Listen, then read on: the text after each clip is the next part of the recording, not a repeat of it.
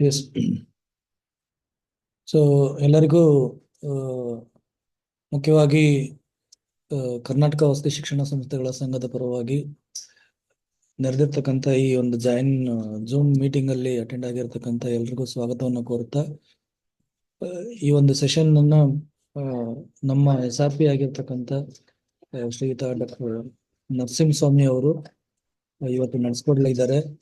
ಅವರಿಗೆ ನಮ್ಮ ಕಾರ್ಯನಿರ್ವಾಹಕ ನಿರ್ದೇಶಕರ ಒಂದು ಸೂಚನೆಯ ಮೇರೆಗೆ ಇವತ್ತು ಈ ಒಂದು ಸೆಷನ್ ನಡೀತಾ ಇದೆ. ಆ ನಿಟ್ಟಿನಲ್ಲಿ ಅವರಿಗೆ ಸ್ವಾಗತವನ್ನು ಬಯಸ್ತಾ ಅವ್ರ ಜೊತೆಗೆ ಅಸೋಸಿಯೇಟ್ ಕೆಲಸ ಮಾಡ್ತಾ ಇರ್ತಕ್ಕಂಥ ಶ್ರೀಯುತ ರವೀಂದ್ರ ಕುಮಾರ್ ಎಸ್ ಅಕ್ಕಿ ಅವರು ಕೂಡ ಈ ಒಂದು ಓರಿಯಂಟೇಶನ್ ಸೆಷನ್ ನಲ್ಲಿ ಜಾಯಿನ್ ಆಗ್ತಾ ಇದ್ದಾರೆ. ಇಬ್ಬರಿಗೂ ಕೂಡ ಕಾರ್ಯಕ್ರಮಕ್ಕೆ ಸ್ವಾಗತವನ್ನು ಕೋರ್ತಾ ಈ ಬಗ್ಗೆ ಎಲ್ಲ ನಮ್ಮ ಕೇಂದ್ರ ಕಚೇರಿಯ ಎಲ್ಲ ಅಧಿಕಾರಿ ಮಿತ್ರರು ಮತ್ತೆ ಎಲ್ಲಾ ಸಿಬ್ಬಂದಿಗಳು ಕೂಡ ಜಾಯಿನ್ ಆಗಿದ್ದಾರೆ. ಎಲ್ರಿಗೂ ಕೂಡ ವೈಯಕ್ತಿಕವಾಗಿ ಮತ್ತು ಸಂಘದ ಪರವಾಗಿ ಸ್ವಾಗತವನ್ನ ಕೋರ್ತಾ ಕಾರ್ಯಕ್ರಮವನ್ನ ಓರಿಯಂಟೇಶನ್ ಕಾರ್ಯಕ್ರಮವನ್ನ ನಡೆಸ್ಕೊಡ್ಬೇಕು ಅಂತ ಹೇಳ್ಬಿಟ್ಟು ಡಾಕ್ಟರ್ ನರಸಿಂಹಸ್ವಾಮಿ ಅವ್ರಿಗೆ ಕೇಳ್ಕೊತಾ ಇದ್ದೀವಿ. ನಮಸ್ತೆ ಸರ್. ರವೀಂದ್ರ ಸರ್. ಸರ್ ಈಗ ಸ್ಟಾರ್ಟಿಂಗ್ ಅಲ್ಲಿ ಒಂದಿಷ್ಟು ವಿಚಾರಗಳನ್ನ ನಾನು ಹಂಚ್ಕೊಳ್ತೀನಿ ರೀ. ತದನಂತರ ಸರ್ ಅವರು ನರಸಿಂಹಸ್ವಾಮಿ ಸರ್ ಮಾತಾಡ್ತಾರೆ. ಹೇಳಿ.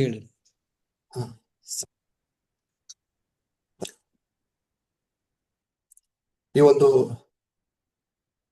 5ನೇ ದಿನವಾದ ಆನ್ಲೈನ್ ಓರಿಯಂಟೇಶನ್ ಕಾರ್ಯಕ್ರಮಕ್ಕೆ ಸರ್ವರಿಗೂ ಸ್ವಾಗತ ಸುಸ್ವಾಗತವನ್ನು ಬಯಸುತ್ತಾ, ಕರ್ನಾಟಕ ವಸತಿ ಶಿಕ್ಷಣ ಸಂಸ್ಥೆಗಳ ಸಂಘ ಬೆಂಗಳೂರು ಇವರ ಅಡಿಯಲ್ಲಿ ಮಾನ್ಯ ಕಾರ್ಯನಿರ್ವಾಹಕ ನಿರ್ದೇಶಕರು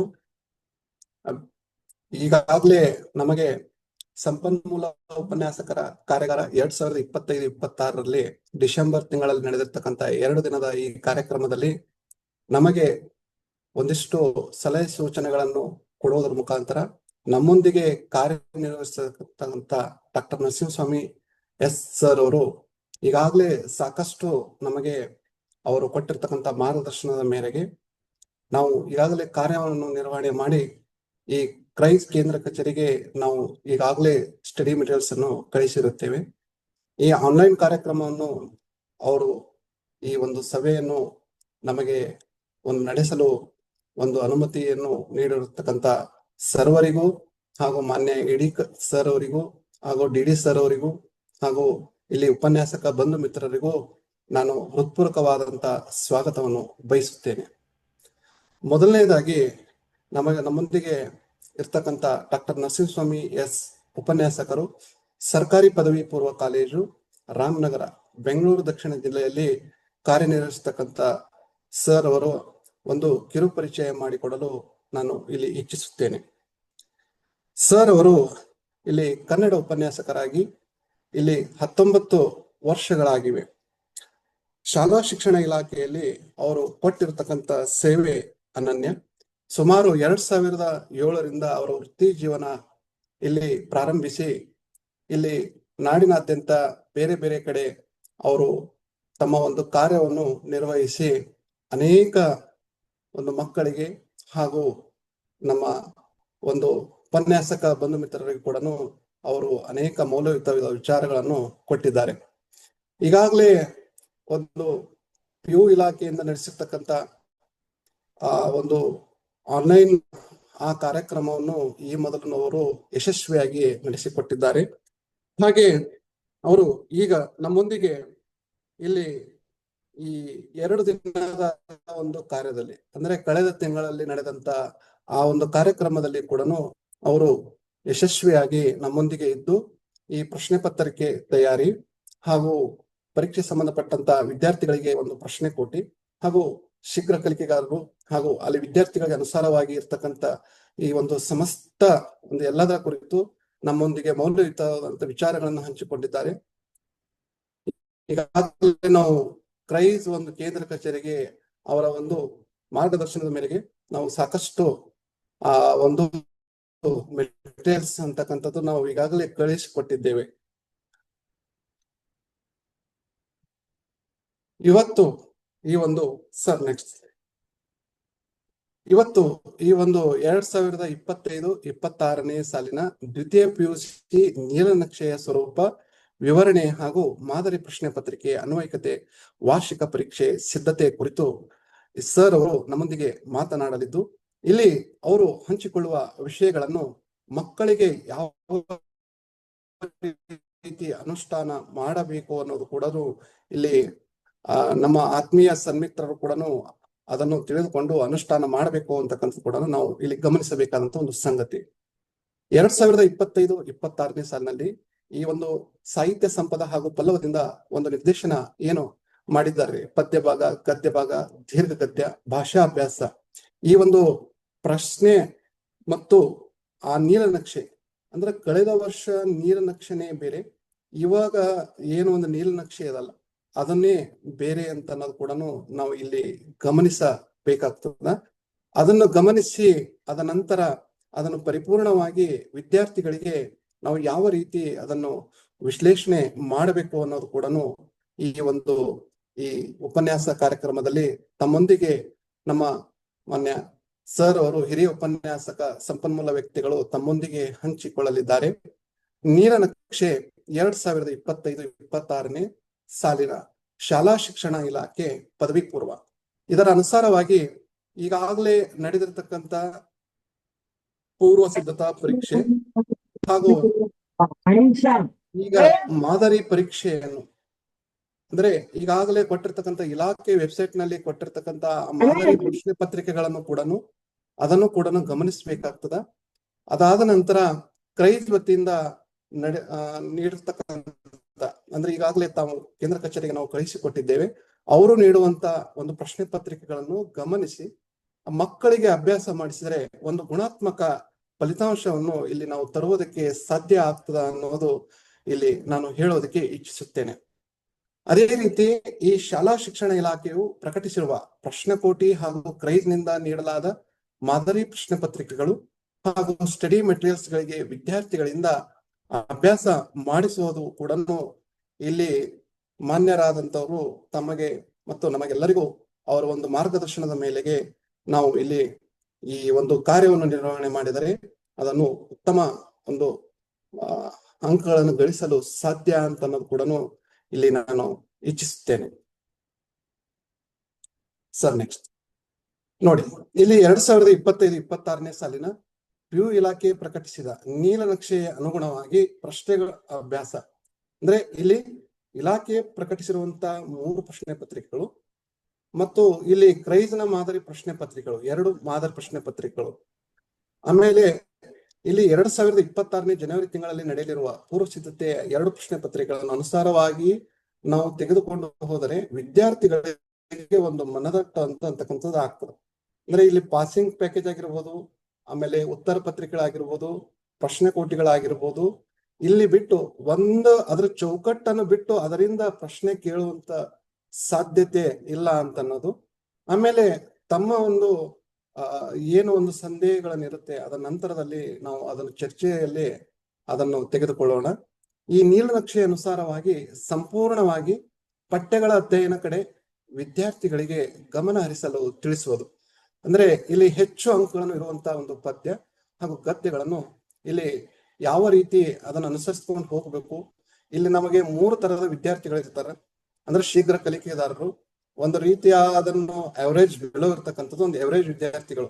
ಆ ವಿದ್ಯಾರ್ಥಿಗಳಿಗೆ ನಾವು ಯಾವ ರೀತಿ ಅದನ್ನು ಬೋಧಿಸ್ಬೇಕು ಮತ್ತು ಆ ಪ್ರಶ್ನೆ ಕೋಟಿಗಳನ್ನು ಯಾವ ರೀತಿ ಅದನ್ನು ನೋಡಿಕೊಳ್ಬೇಕಂತ ಅನ್ನೋದು ಕೂಡ ಈ ಒಂದು ವೇದಿಕೆಯಲ್ಲಿ ಚರ್ಚೆ ಮಾಡಲಾಗುತ್ತದೆ. ಸರ್, ಈಗಾಗಲೇ ನಾನು ಹೇಳಿರ್ತಕ್ಕಂಥ ವಿಚಾರಗಳನ್ನು ಸುದೀರ್ಘವಾಗಿ ಶ್ರೀಯುತರಾದಂತ ಡಾಕ್ಟರ್ ನರಸಿಂಹಸ್ವಾಮಿ ಎಸ್ ಸರ್ ಅವರು ತಮ್ಮೊಂದಿಗೆ ಈ ವಿಷಯಗಳನ್ನು ಹಂಚಿಕೊಂಡಿದ್ದು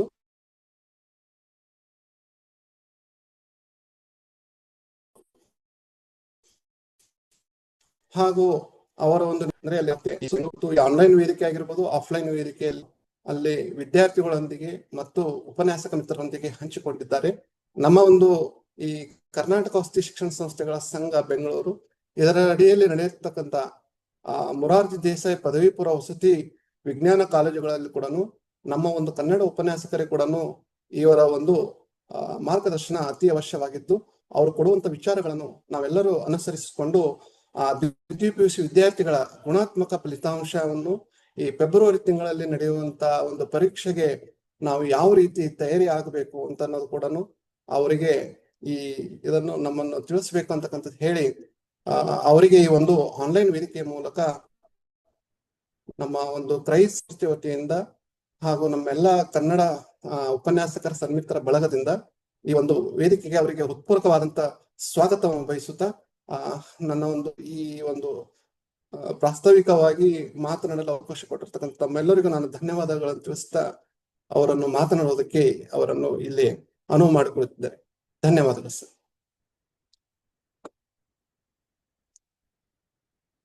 ಸರ್ ಮುಂದುವರಿಸಬಹುದು ಸರ್.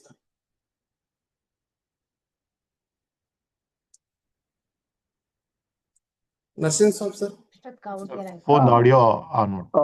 ಓಕೆ, ಕೇಳಿಸ್ತಿದ್ಯಾ ಸರ್ ಈಗ? Yes sir. ಕ್ರೈಸ್ ಸಂಸ್ಥೆ ಮತ್ತು ಕ್ರೈಸ್ ಸಂಸ್ಥೆಗೆ ಸಂಬಂಧಪಟ್ಟಂತ ಎಲ್ಲ ಅಧಿಕಾರಿ ವರ್ಗದವರಿಗೆ ನಮಸ್ಕಾರಗಳನ್ನು ಹೇಳ್ತಾ, ಈ ಮೀಟಿಂಗ್ ಅಲ್ಲಿ ಉಮೇಶ್ ಸರ್ ಇದ್ದಾರೆ, ಮತ್ತೆ ನನ್ನ ಸಹೋದ್ಯೋಗಿ ಮಿತ್ರರು ರವೀಂದ್ರ ಸರ್ ಇದ್ದಾರೆ, ಅವ್ರಿಗೂ ಕೂಡ ನಮಸ್ಕಾರಗಳನ್ನು ತಿಳಿಸ್ತಾ, ಸ್ನೇಹಿತರೆ ಎಲ್ರಿಗೂ ಮಧ್ಯಾಹ್ನದ ನಮಸ್ಕಾರಗಳು. ಹಲವರು ಪ್ರಾಂಶುಪಾಲರುಗಳು ಜಾಯಿನ್ ಆಗಿದ್ದೀರಿ ಅಂತ ಅನ್ಕೋತೀನಿ ನಾನು.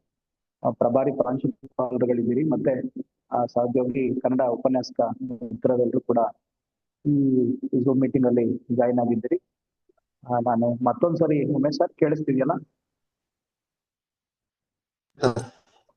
ಕೇಳಿಸ್ತಾ ಇದೆ ಸರ್, ಮಾತಾಡಿ. ಓಕೆ. ಸ್ನೇಹಿತರೆ, ಮೊದಲನೇದಾಗಿ ನಾನು ಹೇಳೋದಕ್ಕೆ ಬಯಸುವಂಥದ್ದು ಏನಂತ ಹೇಳಿದ್ರೆ, ಈಗಾಗ್ಲೇ ಮಾಡಲ್ ಪೇಪರ್ಸು ಮತ್ತೆ ಬ್ಲೂ ಪ್ರಿಂಟು, ಕ್ವಶನ್ ಬ್ಯಾಂಕ್ ಎಲ್ಲ ಬಂದು ಸರಿಸುಮಾರು 2 ತಿಂಗಳು ಆಗ್ತಾ ಇದೆ. ಈ ಸಂದರ್ಭದೊಳಗಡೆ ನಾನು ನಿಮ್ಗೆ ಹೇಳ್ತಿರುವಂತ ವಿಚಾರಗಳೇನು ತೀರಾ ಹೊಸದು ಅಂತ ಹೇಳಿ ನಾನೇನು ಭಾವಿಸೋದಿಲ್ಲ.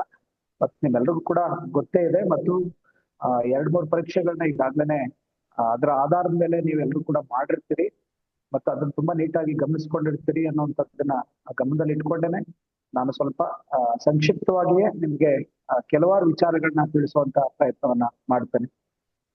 ಎರಡನೇದು, ಈ ಹಿಂದೆ ನಡೆದಂತ ಶಾಲಾ ಶಿಕ್ಷಣ ಇಲಾಖೆ ಪದವಿ ಪೂರ್ವ DSCERT ಇಂದ ನಡೆದಂತ ಒಂದು ಆನ್ಲೈನ್ ಏನಿತ್ತು ಮೀಟಿಂಗ್ ಕಾರ್ಯಕ್ರಮ, ತರಬೇತಿ ಕಾರ್ಯಕ್ರಮ, ಅಲ್ಲಿ ಕೂಡ ತಾವೆಲ್ಲರೂ ಕೂಡ ಅದನ್ನು ಗಮನಿಸಿರ್ತೀವಿ ಮತ್ತು ಸಮಗ್ರವಾಗಿ ಅಲ್ಲಿ ಮಾಹಿತಿಗಳನ್ನ ತಿಳಿಸೋ ಪ್ರಯತ್ನವನ್ನ ನಾನು ಮಾಡಿದ್ದೀನಿ.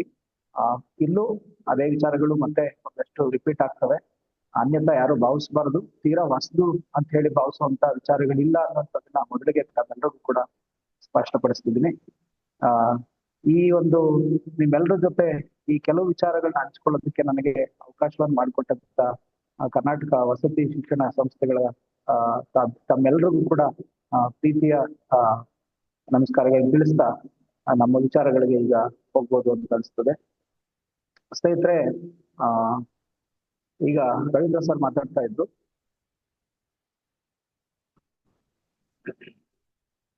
ಈಗ ನಾವು ಒಂದಷ್ಟು ವಿಚಾರಗಳು ಪ್ರಶ್ನೆ ಪತ್ರಿಕೆ ಮತ್ತು ಪರೀಕ್ಷೆಗೆ ಸಂಬಂಧಪಟ್ಟಂತ ವಿಚಾರಗಳನ್ನ ತಿಳಿತಾ ನಾವು ಮಾಡಲ್ ಪೇಪರ್ಗಳಿಗೆ ಹೋಗೋಣ.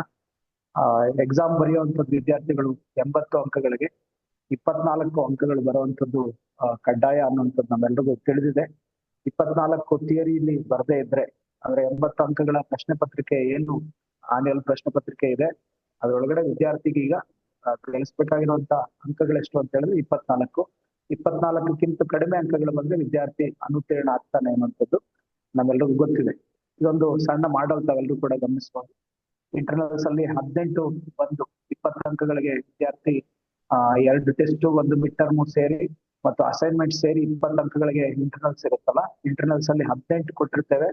ಲಿಖಿತ ಪರೀಕ್ಷೆಯಲ್ಲಿ 80ಕ್ಕೆ 22 ತಗೊಂಡು ವಿದ್ಯಾರ್ಥಿಗೆ 40 ಅಂಕಗಳು ಬಂದ್ರು ಕೂಡ ವಿದ್ಯಾರ್ಥಿ ಅನುತ್ತೀರ್ಣನಾಗ್ತಾನೆ. ಯಾಕೆ ಅನ್ನೋದು ನಮ್ಮೆಲ್ಲರಿಗೂ ಗೊತ್ತಿದೆ. ಮಿನಿಮಮ್ ಮಾರ್ಕ್ಸ್ ಏನಿದೆ ಥಿಯರಿ ಎಕ್ಸಾಮ್ ಅಲ್ಲಿ ಅದು 24 ಬರಲೇಬೇಕು. ಇಂಟರ್ನಲ್ಸ್ ಅಲ್ಲಿ ನೋಡಿ, 2ನೇ ಪಟ್ಟಿಯಲ್ಲಿ ತಾವು ನೋಡ್ತಾ ಇದ್ರಿ, 9 ಅಂಕಗಳು ಬಂದಿದೆ ಇಂಟರ್ನಲ್ಸ್ ಅಲ್ಲಿ. ಥಿಯರಿ ಎಕ್ಸಾಮ್ ಅಲ್ಲಿ 24 ಅಂಕಗಳು ಬಂದಿದೆ. 2 ಸೇರಿಸಿದ್ರೆ 33 ಆಗುತ್ತೆ.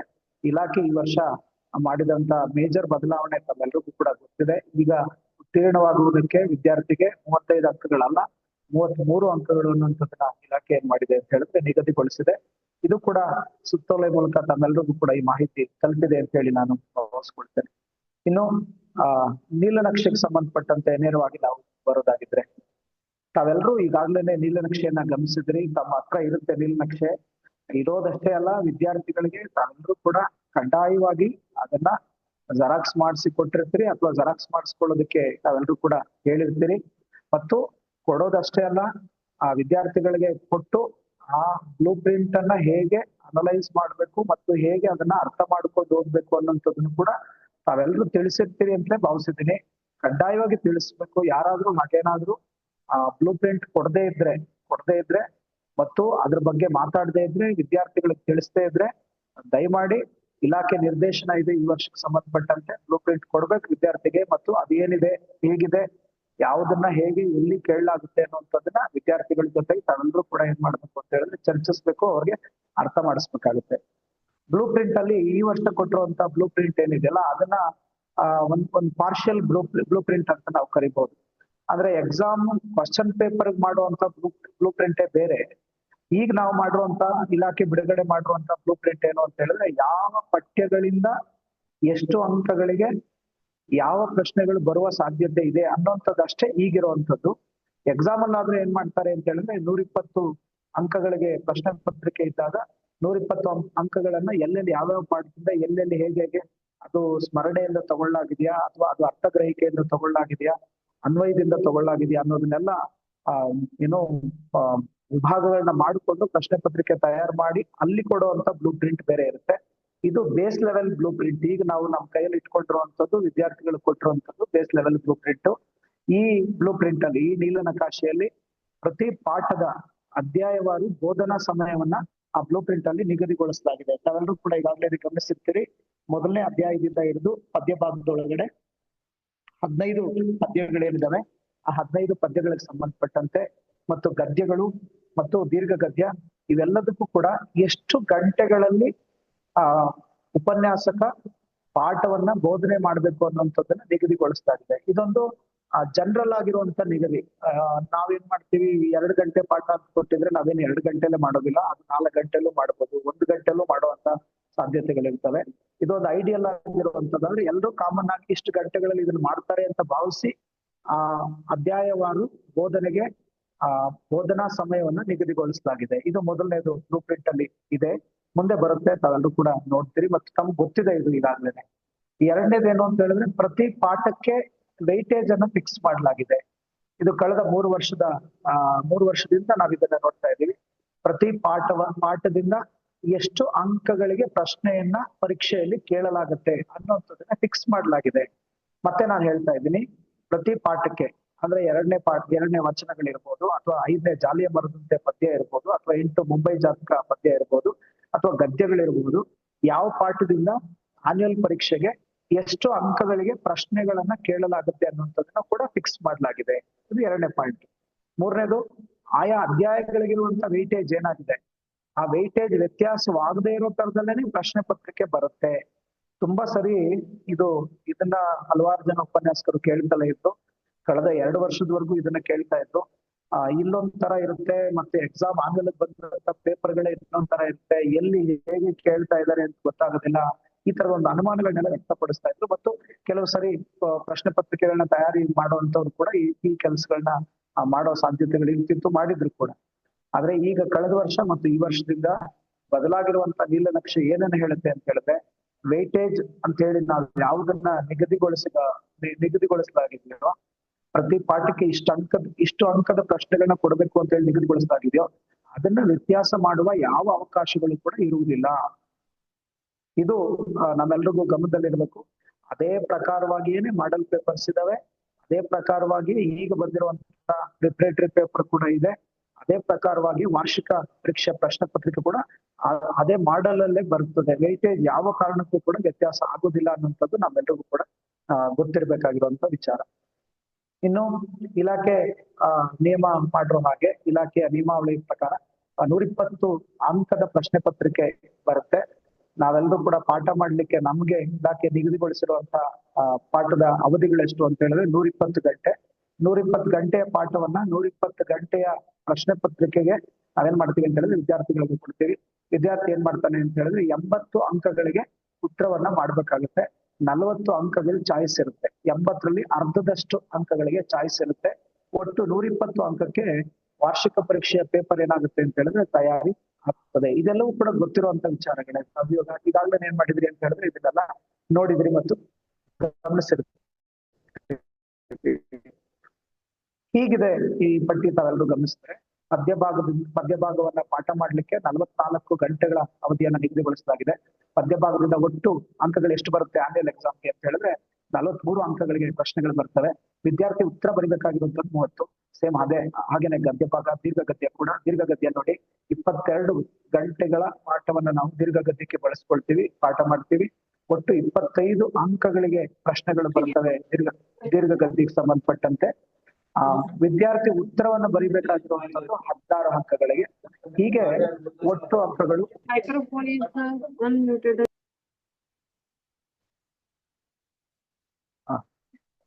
ಒಟ್ಟು ಅಂಕಗಳು 120 ಅಂಕಗಳಿಗೆ ಪ್ರಶ್ನೆ ಪತ್ರಿಕೆ ಇರುತ್ತೆ. 120 ಅಂಕಗಳ ಪ್ರಶ್ನೆ ಪತ್ರಿಕೆಯಲ್ಲಿ 80 ಅಂಕಗಳಿಗೆ ವಿದ್ಯಾರ್ಥಿ ಏನ್ ಮಾಡ್ಬೇಕಾಗುತ್ತೆ ಅಂತ ಹೇಳಿದ್ರೆ ಉತ್ತರವನ್ನ ಬರಿಬೇಕಾಗುತ್ತೆ.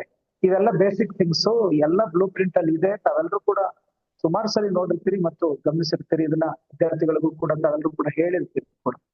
ಇದು ಹೀಗೆ ಬೋಧನೆಗೆ ನಿಗದಿಗೊಳಿಸಿರುವಂತ ಅವಧಿಗಳು ಮತ್ತು ಅಂಕಗಳು ಈ ಪಟ್ಟಿ ಪ್ರಕಾರ ಇದೆ. ತಾವು ಗಮನಿಸಬಹುದು. 7ನೇ ಪದ್ಯ ಬೆಳಗುಜಾವ. 3 ಗಂಟೆಗಳಲ್ಲಿ ಬೆಳಗುಜಾವ ಪದ್ಯವನ್ನ ಪಾಠ ಮಾಡ್ತೀವಿ.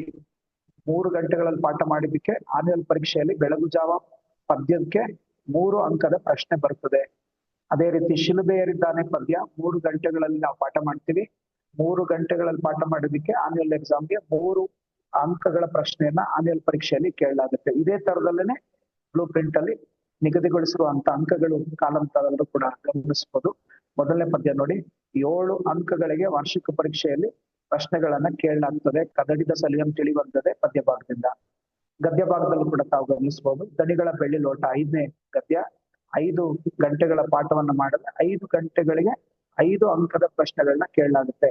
ಸಿಂಪಲ್. ಇದು ಹೇಗೆ ಅರ್ಥ ಮಾಡ್ಕೋಬೇಕು ಅಂತ ಹೇಳಿದ್ರೆ 120 ಗಂಟೆ ಪಾಠ ಮಾಡ್ತಾರೆ ಮೇಷ್ಟ್ರು. 120 ಗಂಟೆ ಪಾಠದಲ್ಲಿ 120 ಅಂಕಗಳಿಗೆ ಪ್ರಶ್ನೆ ಪತ್ರಿಕೆ ತೆಗೆಯಲಾಗುತ್ತೆ. 1 ಗಂಟೆ ಪಾಠ ಅಂತ ಹೇಳಿದ್ರೆ 1 ಅಂಕದ ಪ್ರಶ್ನೆ ಅನ್ನೋ ಅಂದಾಜನ್ನ ಮಾಡಿಕೊಂಡು ನಮಗೆ ಈಗಿದ್ದಂತ ಸಿಲೆಬಸ್ ಅನ್ನ 120 ಗಂಟೆಗಳಿಗೆ ಹೊಂದಿಸಿ ಅದರ ಆಧಾರದ ಮೇಲೆ ಪ್ರಶ್ನೆ ಪತ್ರಿಕೆಯನ್ನ ತೆಗೆಯಲಾಗ್ತಿದೆ. ಇದು ಕಳೆದ ವರ್ಷ ಮತ್ತು ಈ ವರ್ಷದಿಂದ ಮಾಡ್ಕೊಂಡಿರುವಂತ ಮೇಜರ್ ಆಗಿರುವಂತ ಬದಲಾವಣೆಗಳು. ತಾವೆಲ್ಲರೂ ಕೂಡ ಇದನ್ನ ಗಮನಿಸಬೇಕು. ಇನ್ನು ಸಾಮಾನ್ಯವಾಗಿ ಎಲ್ಲ ಉಪನ್ಯಾಸಕರಿಗೂ ಮತ್ತು ವಿದ್ಯಾರ್ಥಿಗಳಿಗೂ ಕೂಡ ಒಂದು ಭಯ, ಒಂದು ಆತಂಕ ಕೂಡ ಇರುತ್ತೆ. ಪ್ರಶ್ನೆ ಪತ್ರಿಕೆ ಕಠಿಣವಾಗಿ ಕೊಟ್ಬಿಟ್ರೆ ಏನ್ ಮಾಡೋದು ಅಂತ ಹೇಳಿ ಕೇಳ್ತಾರೆ.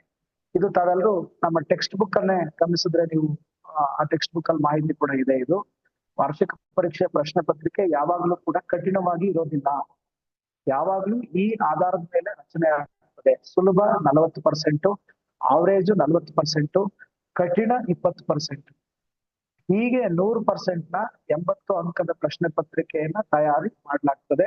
ಯಾವ ವಿದ್ಯಾರ್ಥಿಗಳಿಗೂ ಕೂಡ ಆತಂಕ ಪಡುವಂತ ಅಗತ್ಯವಿಲ್ಲ ಅನ್ನುವಂಥದ್ದನ್ನ ಒಂದು ಧೈರ್ಯವನ್ನ ವಿದ್ಯಾರ್ಥಿಗಳಿಗೆ ನಾವೆಲ್ಲರೂ ಕೂಡ ಏನ್ ಮಾಡ್ಬೇಕು ಅಂತ ಹೇಳಿದ್ರೆ ಹೇಳ್ಬೇಕು. ಯಾಕೆ ಅಂತ ಹೇಳಿದ್ರೆ ವಿದ್ಯಾರ್ಥಿಗಳು ಬೇರೆ ಸಬ್ಜೆಕ್ಟ್ಸ್ ಅಲ್ಲಿ ಈ ತರದೊಂದು ಆತಂಕ ಇಟ್ಕೊಂಡು ಕನ್ನಡದಲ್ಲೂ ಕೂಡ ಇದನ್ನೇ ಮುಂದುವರಿಸ್ತಿರ್ತಾರೆ. ಕಷ್ಟದ್ ಕೊಟ್ಬಿಟ್ರೆ ಏನ್ ಮಾಡೋದು ಸರ್, ಬರೆಯಕ್ಕಾಗಲ್ವಲ್ಲ ಅಂತ ಹೇಳಿ ಯೋಚನೆ ಮಾಡ್ತಿರ್ತಾರೆ.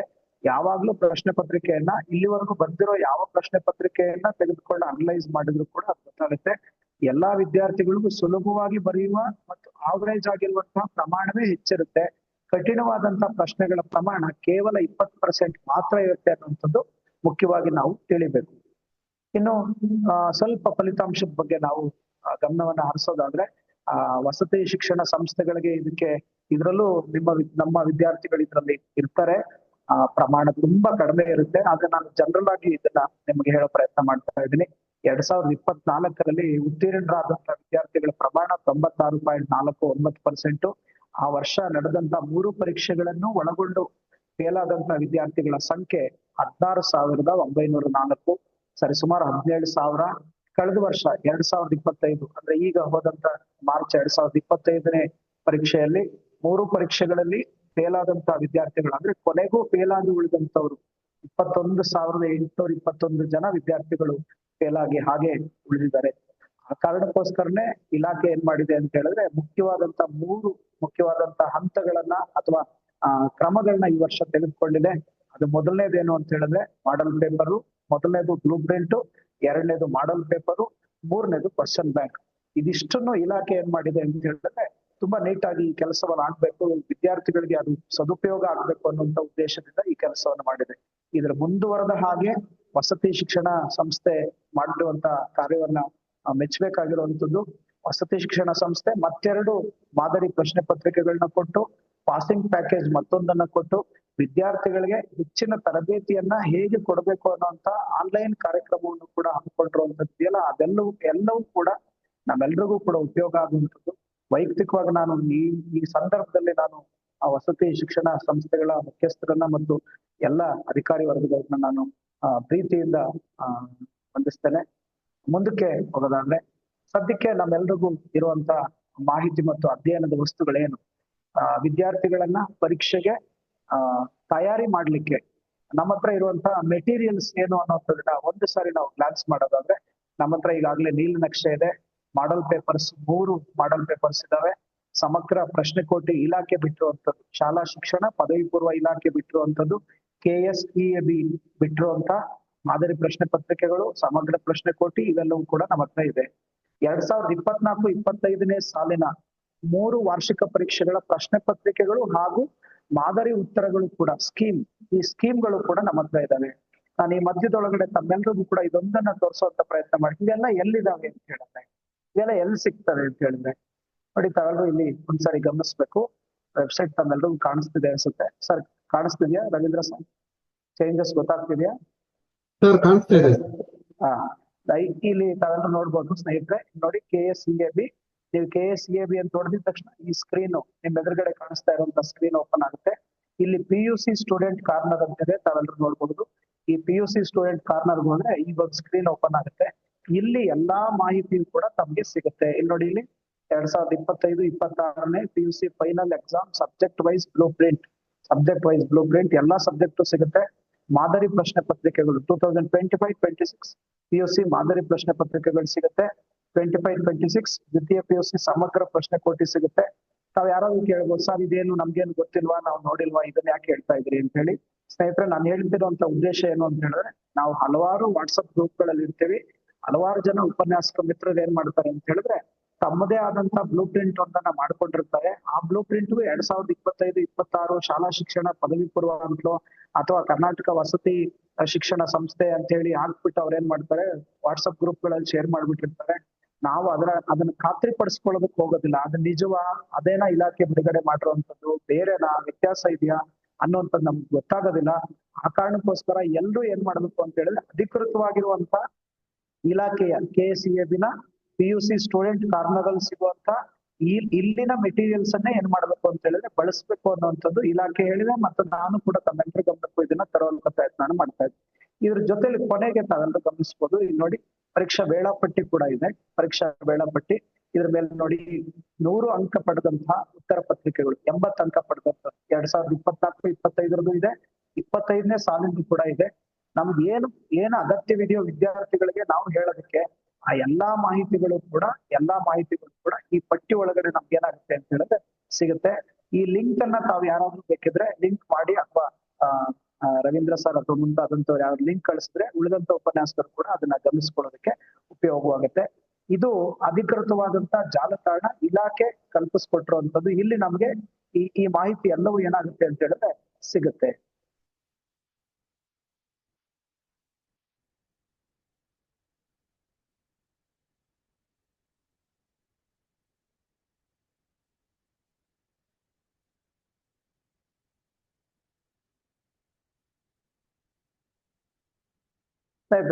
ಕೊನೆಯದಾಗಿ ಪೂರ್ವ ಸಿದ್ಧತಾ ಪರೀಕ್ಷೆ ಪ್ರಶ್ನೆ ಪತ್ರಿಕೆಗಳು.